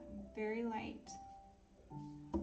Now we're going to go in and do the detail of the hummingbird. So I like to use, our number 2 is great. If you have your premium kit, you really want to use that detail brush. You can also use the toothpick in times where you really need to get that extra fine detail. And we are on step 5 right now. So if you were looking and following along in your written instructions, this is where we're going to go through the hummingbird and all these colors here. Now I'm going to start off with my number 2 and then I'm going to move into that fine detailed brush. So I'm going to grab some water on my brush and we're going in to do this hummingbird. I'm going to bring my painting down a little bit so I can really get in here. So it may look a little off in the camera, but it's because I really want to get this nice detail in so you can see it. So I'm going in and grabbing some water, or I'm sorry, white paint. And if you hear a dog barking in the background, that's my Elsa. She is a big love. She's a St. Bernard Mastiff mix, and she's a little bit bummed out that she doesn't get to see you guys right now, but she's a little bit too much love to be going around some camera gear. So, okay, I have white onto my brush, and then right now we are gonna go in and do wisps of white for the wings. I'm gonna leave some of this gray, but I am going to bring wisps of white down into these beautiful wings here. Something you may have noticed on that video that we had, there was many different hummingbirds that you saw. And I really wanted you to take note that every single hummingbird is so uniquely and beautifully different. With the colors, with the shades, how they turn their head, and these metallic, beautiful colors just kind of pop out. And it's so incredibly gorgeous to notice those little tiny details, but also to remember that these birds aren't going to look alike. They're going to be made your own. Now we're going to go into the bottom wings too. These are the tail feathers, and we are going to cascade that up just like so. I'm leaving the gray too, but I'm adding some dimension by adding the white. I'm also going to do that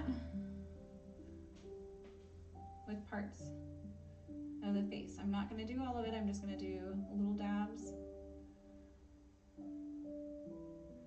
of white here. And then also into the body here.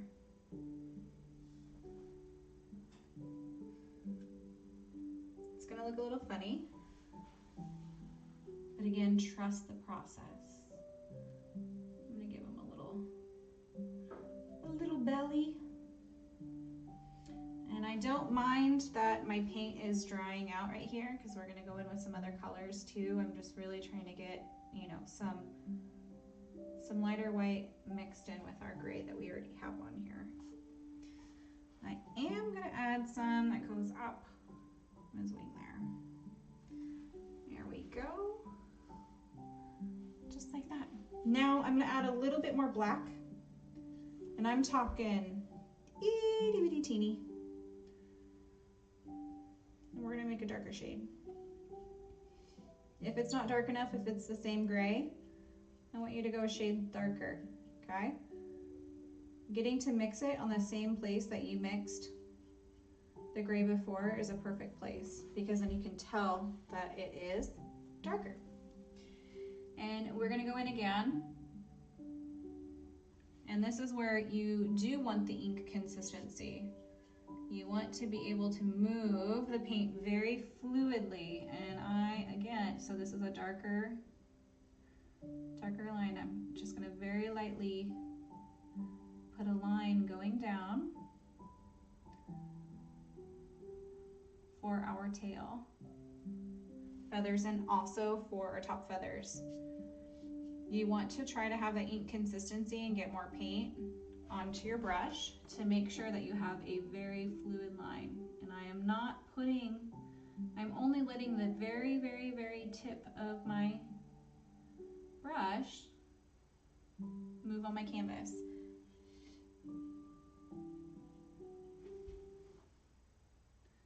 You can always tell it's allergy season in the Pacific Northwest when start sniffling.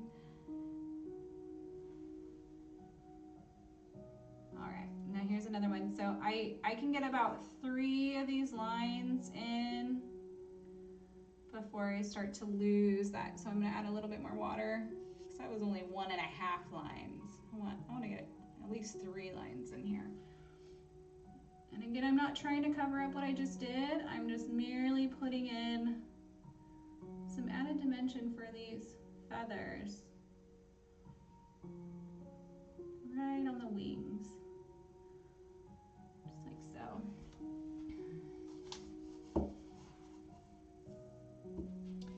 Now we're also going to do that for the top of the head. We're going to go in that line, that light gray, and we're going to put a darker gray line there. This is going to be the head of our little hummingbird. Oh, he's gonna look so cute. I'm gonna add a little bit into his beak there. And then this darker wash, I'm gonna do the same thing. I'm going over those lines that we had for the stencil that were very, very, very, very light and faint, and I'm just kind of bleeding them in.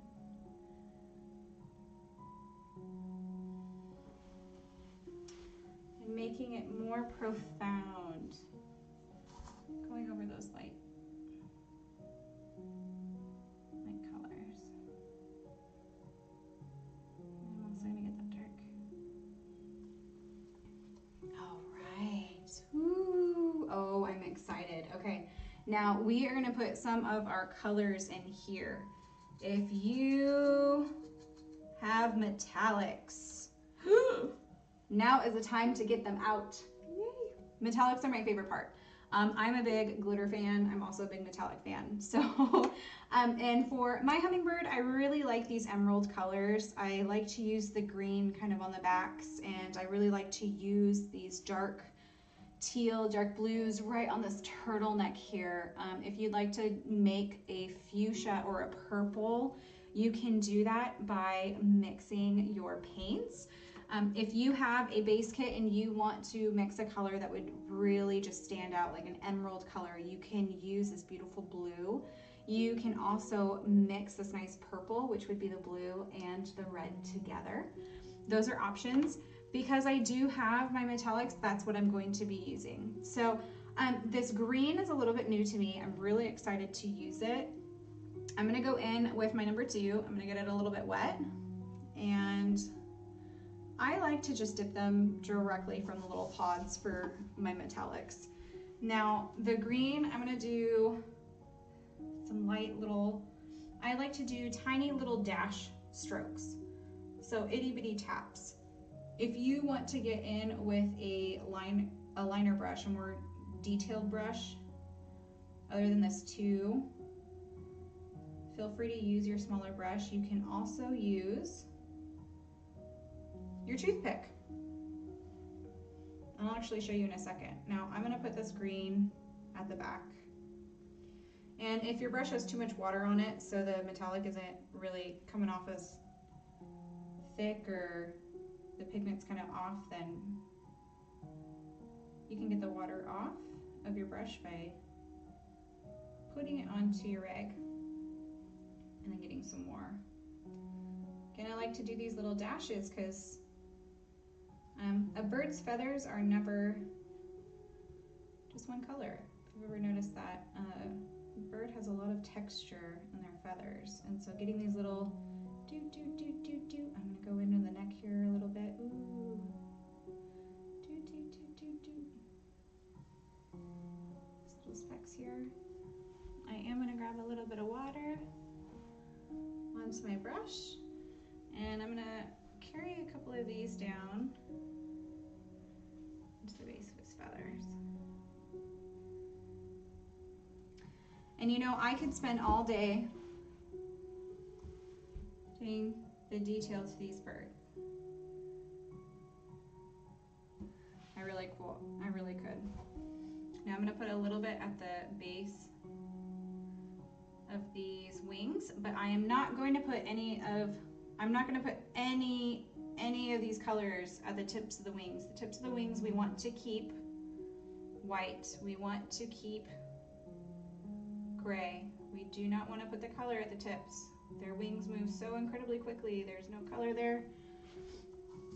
It's just shades. Now, I really like that green.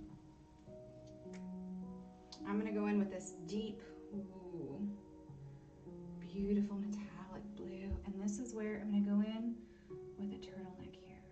I call it a turtleneck just because it reminds me of them wearing a little turtleneck. But I'm gonna kind of blend this in to the belly of the bird, and I want that nice, beautiful neckline there.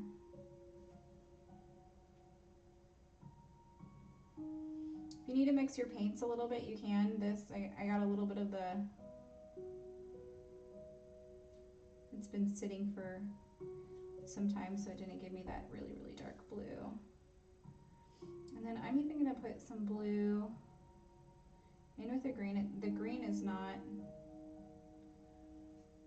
dry, so this is a perfect time to add some of those brush strokes. And there are not a lot, just kind of some dashes in.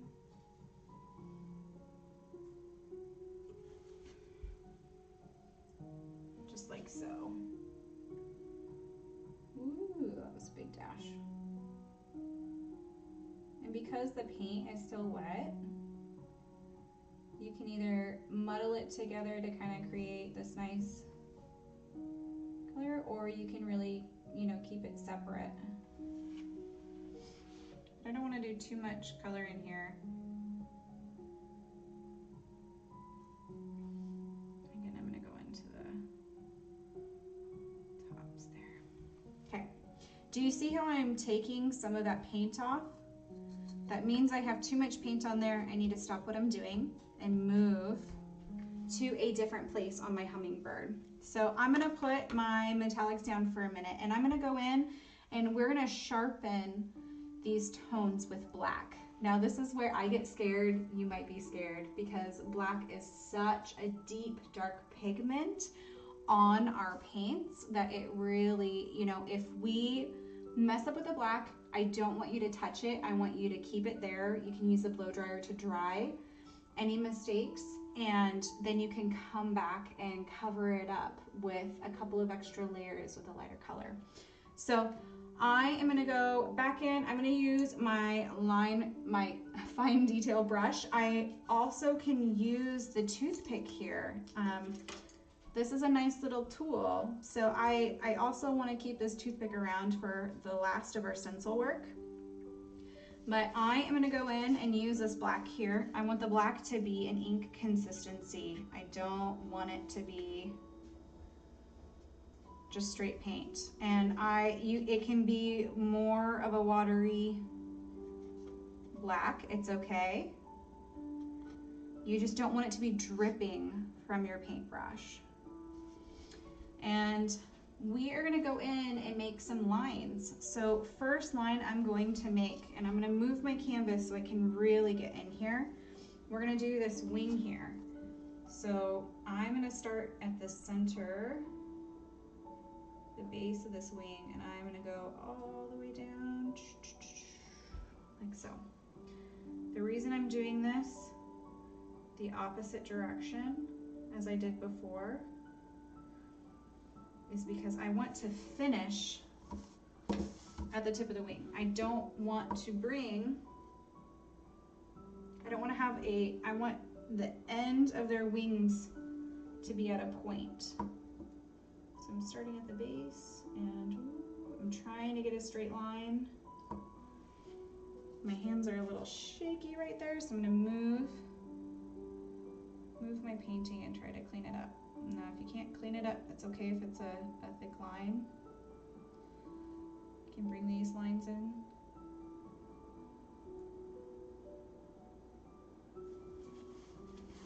Like so. We're gonna do the same thing with the tail feather.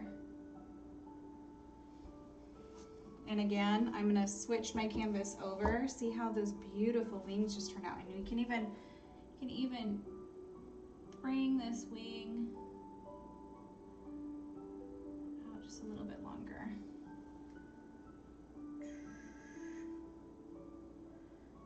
If there's ever something that you do and you don't like it, we can come back to it. And because this is dry, you can put your hand there. But we're gonna do the same, but we're gonna go kind of midway into the tail feathers here. I'm trying to stick to one feather each, and do you see how my paint is not watered down enough? So it was difficult to get those nice lines. So I'm gonna go back in.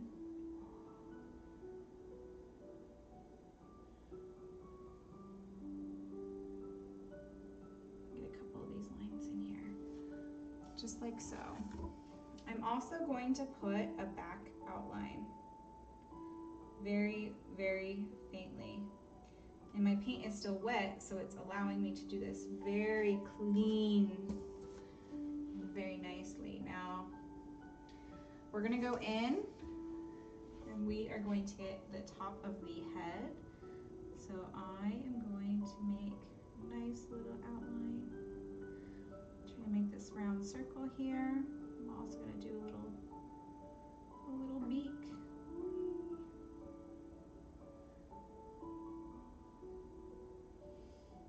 And do a little center line. I'm also gonna get a line pretty much outlining the bird here. This gives it some nice pop and depth. And I'm going in and I'm giving these little tail feathers a little almost triangle point. Can also do that to the tops. I'm really just doing a little triangles right at the tips of these wings, just to give it a little bit more detail. Now we're gonna go in and do the eyeball. So I'm gonna get this guy a little bit more of a rounded head there. And beak. And we're gonna go in and get this eye. So I'm gonna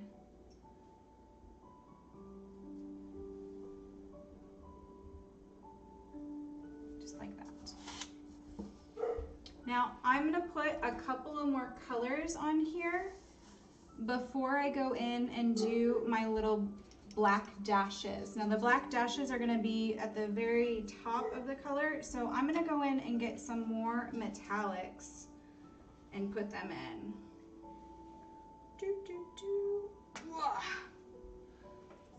All right. So here I'm gonna go in and grab, my brush is not extremely wet, and I'm going in with this beautiful kind of emerald teal. I love this color. It's the same color as my shirt, and well, it's one of my favorites. And I'm kind of adding it to wash in between the colors I had before. It's just gonna kind of bring these colors together. I'm gonna kind of go on the belly a little bit and go down to the bird. I'm gonna go into the head. Remember, you don't want to go too far into the wings, but you can bring a little bit of this, especially if there's barely any pigment on your brush, you can bring it into the wings more. It just drags the paint a little bit farther down. Really enjoy that. Gorgeous. Hooray.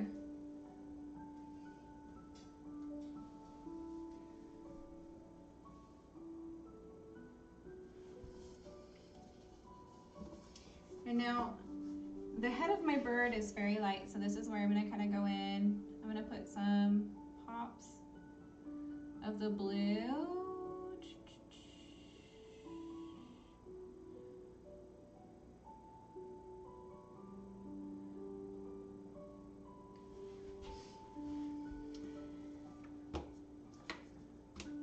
This is where I really like to just kind of mix the colors to my own liking. I like to put, so we'll see right here, I have a lot of that gray, and that's why it's lightening that color. So I want to kind of move to a different side. Now I'm going to clean my brush, and I'm going to use some of this yellow and orange that I have left over from my poppies. And I mean, barely any on my brush. Just using what's left over, and I'm very lightly gonna give the beak a little bit of color. If you need to use a lighter, a skinnier brush, please do so, or even toothpick, but I'm not trying to go in aggressively, just a little color to the beak.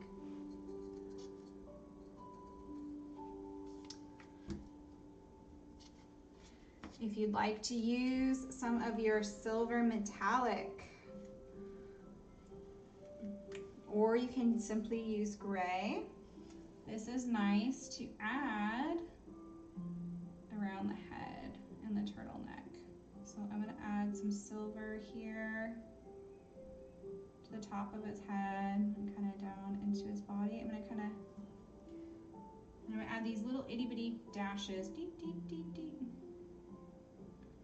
to where I'm not covering up my blue, I'm not covering up my emerald, but I'm creating itty bitty teeny dashes to represent these little feathers.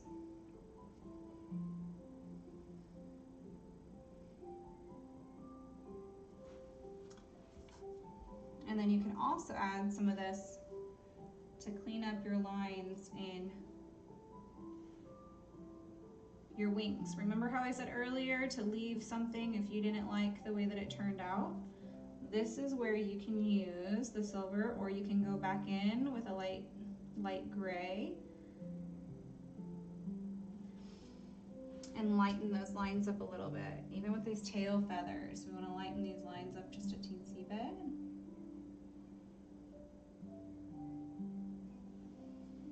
Like so. And then I'm going to add a little bit to this bottom line here. Cover up that guiding line. Okay, we are almost done with our hummingbird. The very, very, very last step. I'm going to go in with my fine detail brush. We're going to go back in with the black. Now I want to get it to an ink consistency. And this is where we are going to do little dashes, kind of like the center of our poppies, and very lightly dot, dot, dot, dot, dot, right at this turtleneck here. I'm going to put dots at the top of his head. See down.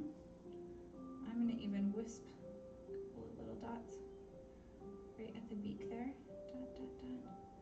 Even a couple just right underneath his eye there.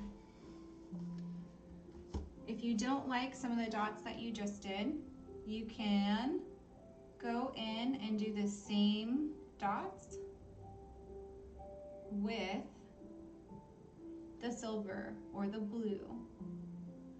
But really I'm trying to create these itty bitty shades that naturally happen with each one of these feathers. So I'm going to add just a couple of little spots onto his body, not everywhere, but enough to see that we have this beautiful bird here.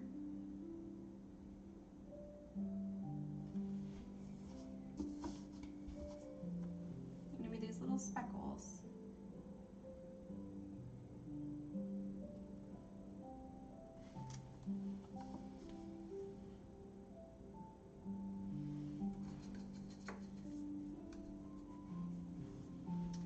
Also going to add, I'm going to get my brush nice and wet. And I like to use my fingers to make it at a point, and then I'm going to grab a white on the very tip of my brush, and I'm going to give it just an itty bitty dot. And a little bit of underbelly.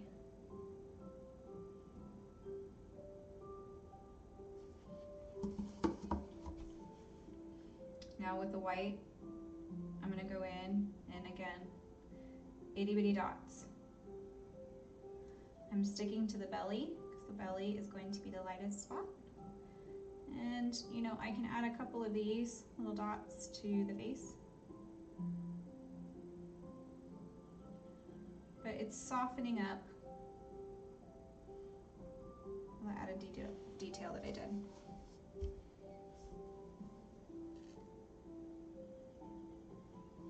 And there's my hummingbird. If you'd like to add some glitter paint, you can do that.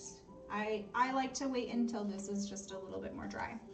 So next we are gonna go into our stencils. Yay! You guys are almost there. You've been wonderful, sticking along, cruising along. Now, again, if you need to pause the video and come back in at any time, feel free. This is really just at your own pace.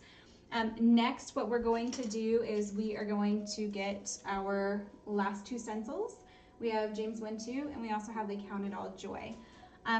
I am going to put these down for just a second. If you need to go potty, if you need to clean some of your brushes, feel free. We are gonna step back in and do this last step, and then we will call it a night. If you'd like to add your second bird, now this is something that you can do after the Count It All Joy and then also the James 2, but I really wanted to give this to you in case you wanted to personalize your canvas since we're only doing one tonight. So come back in just about 1-2 minutes and we'll finish up.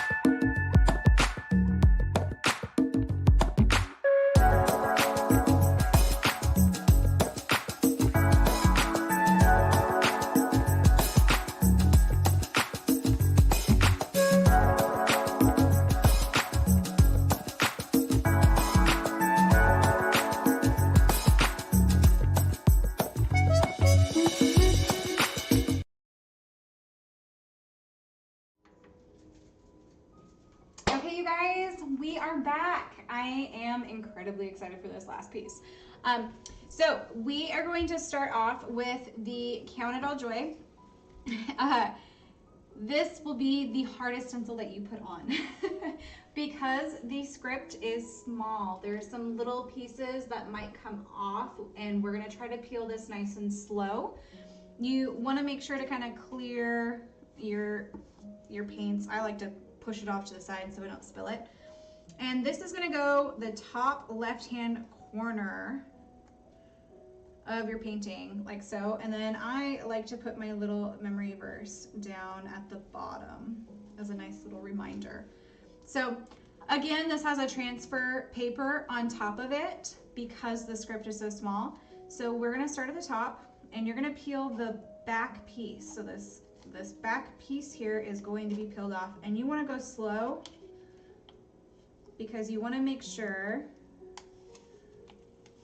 that the words are sticking to your transfer tape. Okay, now that we have that, woo-hoo-hoo, moment of glory here. Okay, I'm gonna put that guy right here. And I like to make sure that it's nice and pressed down. Again, if you want to use a card, if you want to use your stick, you can kind of press it down. Scoot that like so. And then this is where you're going to change multiple directions. You're going to get that transfer tape off. So where'd my tooth, oh, there's my toothpick. Okay, so I am trying to take this transfer tape off now. So I'm using the toothpick because my nails aren't very long. And I am going to go very slow. I am putting pressure on the stencil while I remove the transfer tape. And see, go very, very, very, very slow so that you don't peel off these little pieces. If you go too fast, you'll break off some of these little indents. So see how I'm going really slow, I'm changing directions. And you know, you could even use your card here like this to really push it down. You can also use your stick. I'm trying to push down all these little pieces while we peel off this transfer. This is really the more delicate you can be here, the better, because you want to be able to stick this stencil down and see, look, this O wants to come up. So I'm going to use my toothpick and I'm just going to pop him down while I go. Same with this other O. O's really want to stick to the transfer tape. So I'm going to stick them down using my toothpick, and then I'm going to keep going with my card. And I'm holding that stencil down while I pull off this tape. Oh boy, we're so close. Can you feel it? Look at that. We got it off in one piece. Oh! It's like ripping off a Band-Aid. Okay. It's actually probably easier than ripping off a Band-Aid. Oh, that's not true. All right. So I am going to make sure that this is nice and pushed down. Any pieces that fill up, I don't want to push too far down where this poppy corner is. I just want to really push down in the center. You see how you can kind of, you can even use your brush, make sure it's nice and clean and dry. And go over your stencil. You want to have a nice stick where these words are, because you really, really, really don't want it to bleed. Now I'm putting that guy on there. Now it's time for my small stencil. I like to center him right in between my top stencil, and I like to have the words right above my jar. Now this one does not have, it's a small stencil and it's easy to lift off in one piece, so it does not have transfer tape on it. You still want to go slow while you're peeling the back off. And then I like to eyeball this. I'm putting it right centered in there. There we go. Just like that. Make sure that this is nice and sticked down. And we're gonna go in with the black. Now I have some black on my palette, but I'm gonna want a little bit more. Do not water down your stencil black here. I want you to make it nice and thick. I want you to keep it thick because we are working with a stencil.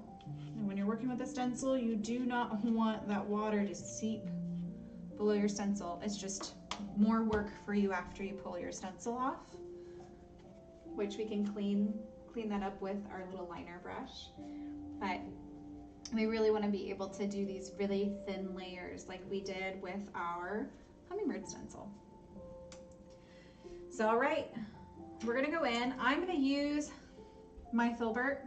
This is my size 4. You might also have a size 6. It's the flat-ended brush.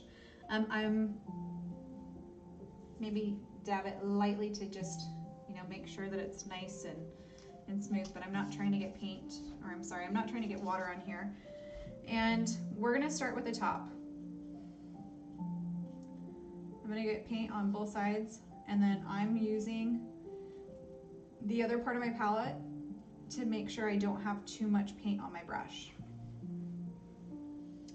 And very lightly sweep. Don't feel like you have to really glob it on. You're very lightly, very, very light. Barely any paint goes on here. You will see the canvas. That's okay. Don't be bothered by it. Just keep going, because we're gonna make another pass in just a second. More like 2 seconds. Okay, 60 seconds. It's my mom joke for the day, evening,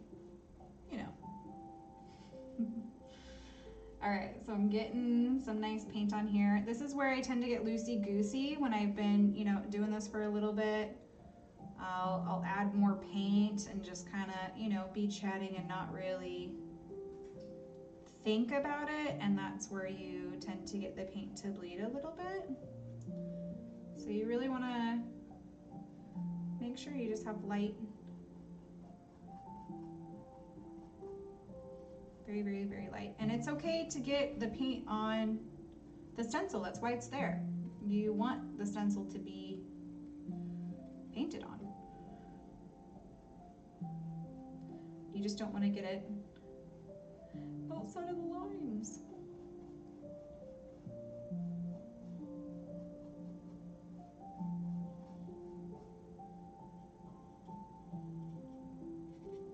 I always like to dab the excess paint off of my brush.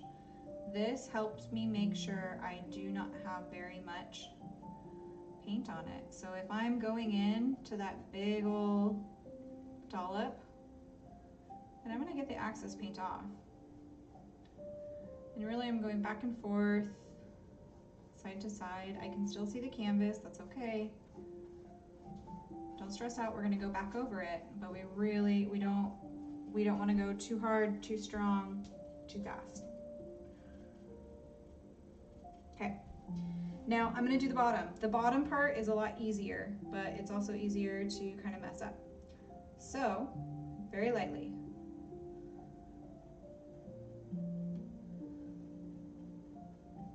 I'm going left to right, and then you can make a pass going up and down. If you feel more confident using your Sharpie, you can also do that to clean up your lines after we paint. I'm flipping my canvas upside down so I can get some more paint in here at a different angle. Okay, now I'm leaving that alone because I feel like it's just a little bit too watered down, so I don't want to put too much too soon. It's always easier to add paint than it is to take it away. All right, so we're going into this top part again. Now I'm getting the excess paint off on my palette, and this is where we're going in at a different angle. Again, I'm making these soft passes. I'm not trying to get all of my color, all of my paint on here. I know that I'm going to have some little gaps, and that's okay. I'm going to go every single word.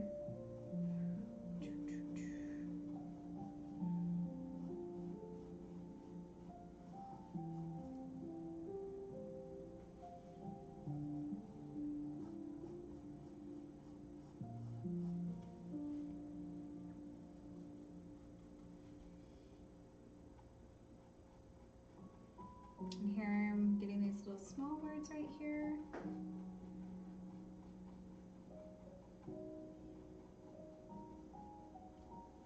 We will need to cross the A.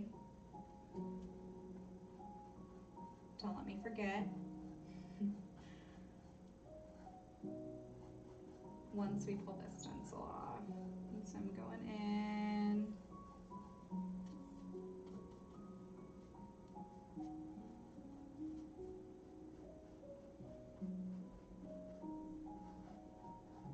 And if anybody is interested, I'd love to read off James 1:2 to you.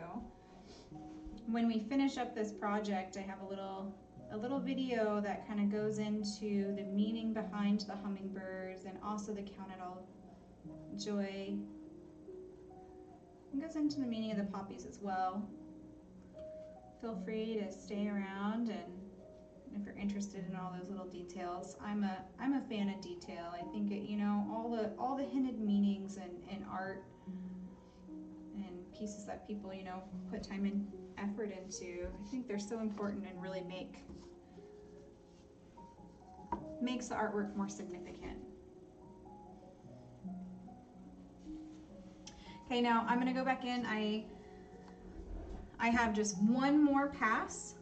I'm not going to put it all over. I'm just only looking for those itty bitty teeny holes where I can kind of see the canvas, and I'm just patting down lightly. I'm I'm not even making brush strokes, I'm just patting the paint down where I see those holes. If you can't see them, they're not there. Just keep moving.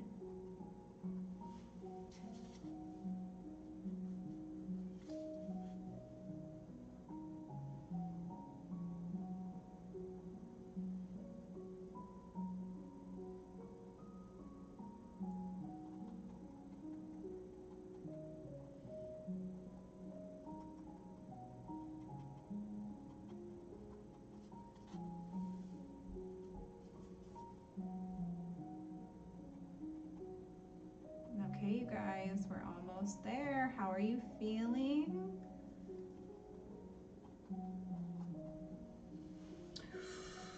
Moment of glory, moment of truth. Let's see how good our stencil work was. Ooh. I once had one of my stencils fall off onto my painting, and cleaning that up was very cute. Okay, you should have something that looks like a blob. It's beautiful, right? So we are going to peel this off. We're gonna peel it off while it's still wet. Now I'm gonna grab my trusty little toothpick. Let me find it here. Oop, there he is. And I am gonna lift the corner up. And again, we're lightly going to pull up. Might want to peel different pieces up. If a couple of pieces of your stencils stay on your canvas, that's totally fine. There we go. And do you see how when we lifted it up, I have a little bit of the bleeding here? That's okay. We can clean that up with a brush. We're also going to pull this stencil up here. If you have a hard time with those shaky hands and you don't trust yourself, see, I love how the James 1-2 comes out. This is where a Sharpie really comes in handy. So if your paint is still wet, that's okay. You can go in and you can either paint with that fine detail brush or you can use your Sharpie. Now, I like to do this for crossing the A right there. And again, just, you know, adding those lines together. Do you see how I can kind of get in there with the pen? And I'm not trying to recreate something. All I'm doing is, if you see a bleed, if your paint's wet, this isn't gonna work. But that's why we have a blow dryer.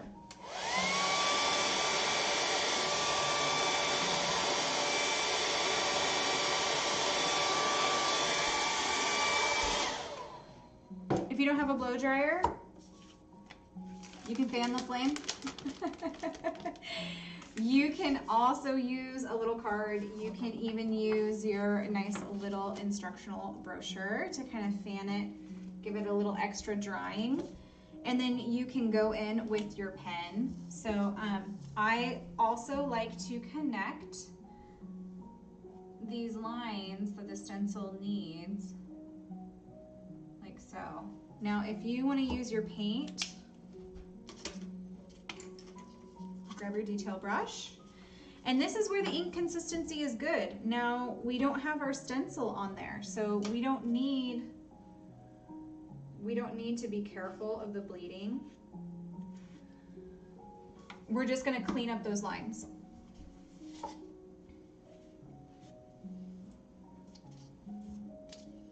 So I am going to make that ink consistency. It really is helpful, especially when you're cleaning up your lines. So I'm really getting the water in there. And I'm going from right to left because I am a lefty and I don't want to run this in. And I'm not going to do all the letters. Make sure that if you have any drops that are about ready to fall, because you have too much water paint on your brush to be tipped off. And I'm really just trying to clean up what I noticed. So see how it had that kind of like bleed line right there? So I'm really just trying to clean that up. Yeah. I also don't want to put my arm into the paint. There we go.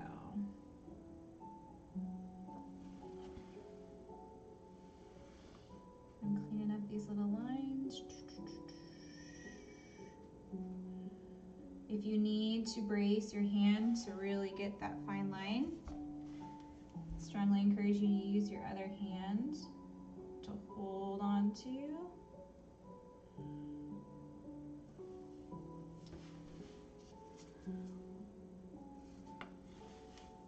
This is also where a toothpick can work.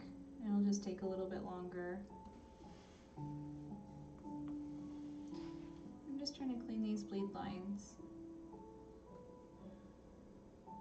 If you like the rustic look to having your script run jaggedy like that, then leave it like that. That's just fine. If you want to add, you know, some dimension to the Count It All Joy, you can add little pops of white streaks to your lines. This is your painting, so make it your own. If you'd like to add that extra hummingbird, I love to put an extra hummingbird right there. All right, now I'm just trying to clean up these lines. If you can see it, you know, a little really goes a long way.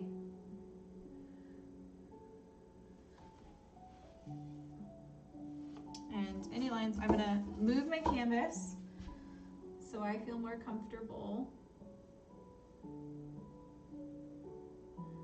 I'm gonna connect this little O here. I also forgot to connect this little O here.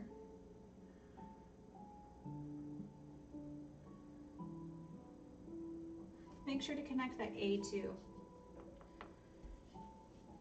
See this?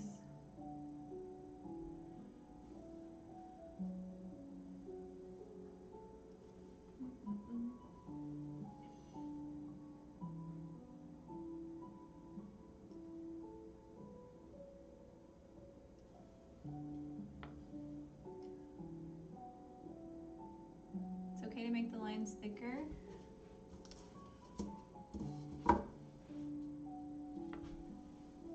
You want to try to keep your hand out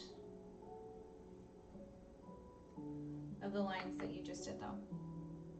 Try to be very careful not to put your hand in the black paint. If you do end up getting some into your background color, that is why we left the rest of our background color there, and you can go in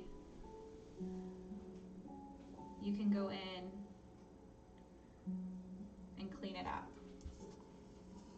Now, I'd like to get just a couple more spots that I feel like blood, so I'm gonna go in.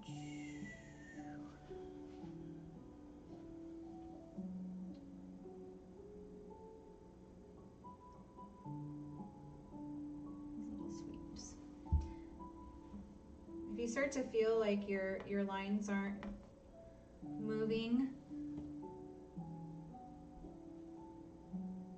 lightly on the canvas, then you get a little bit more water into your paint. Your canvas has a nice base on it with that thick paint, so it's okay to have a little bit of the water on the black lines. Now I'm gonna go in for this J here. It's my last one that I really feel like I need to clean up.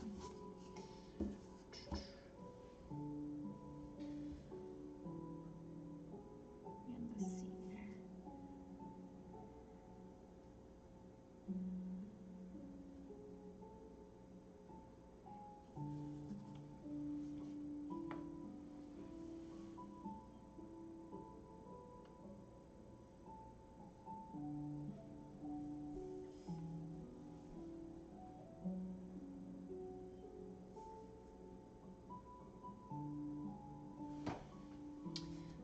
Just a little bit to this Y here. I feel like I went over the line, but I have just a little bit more white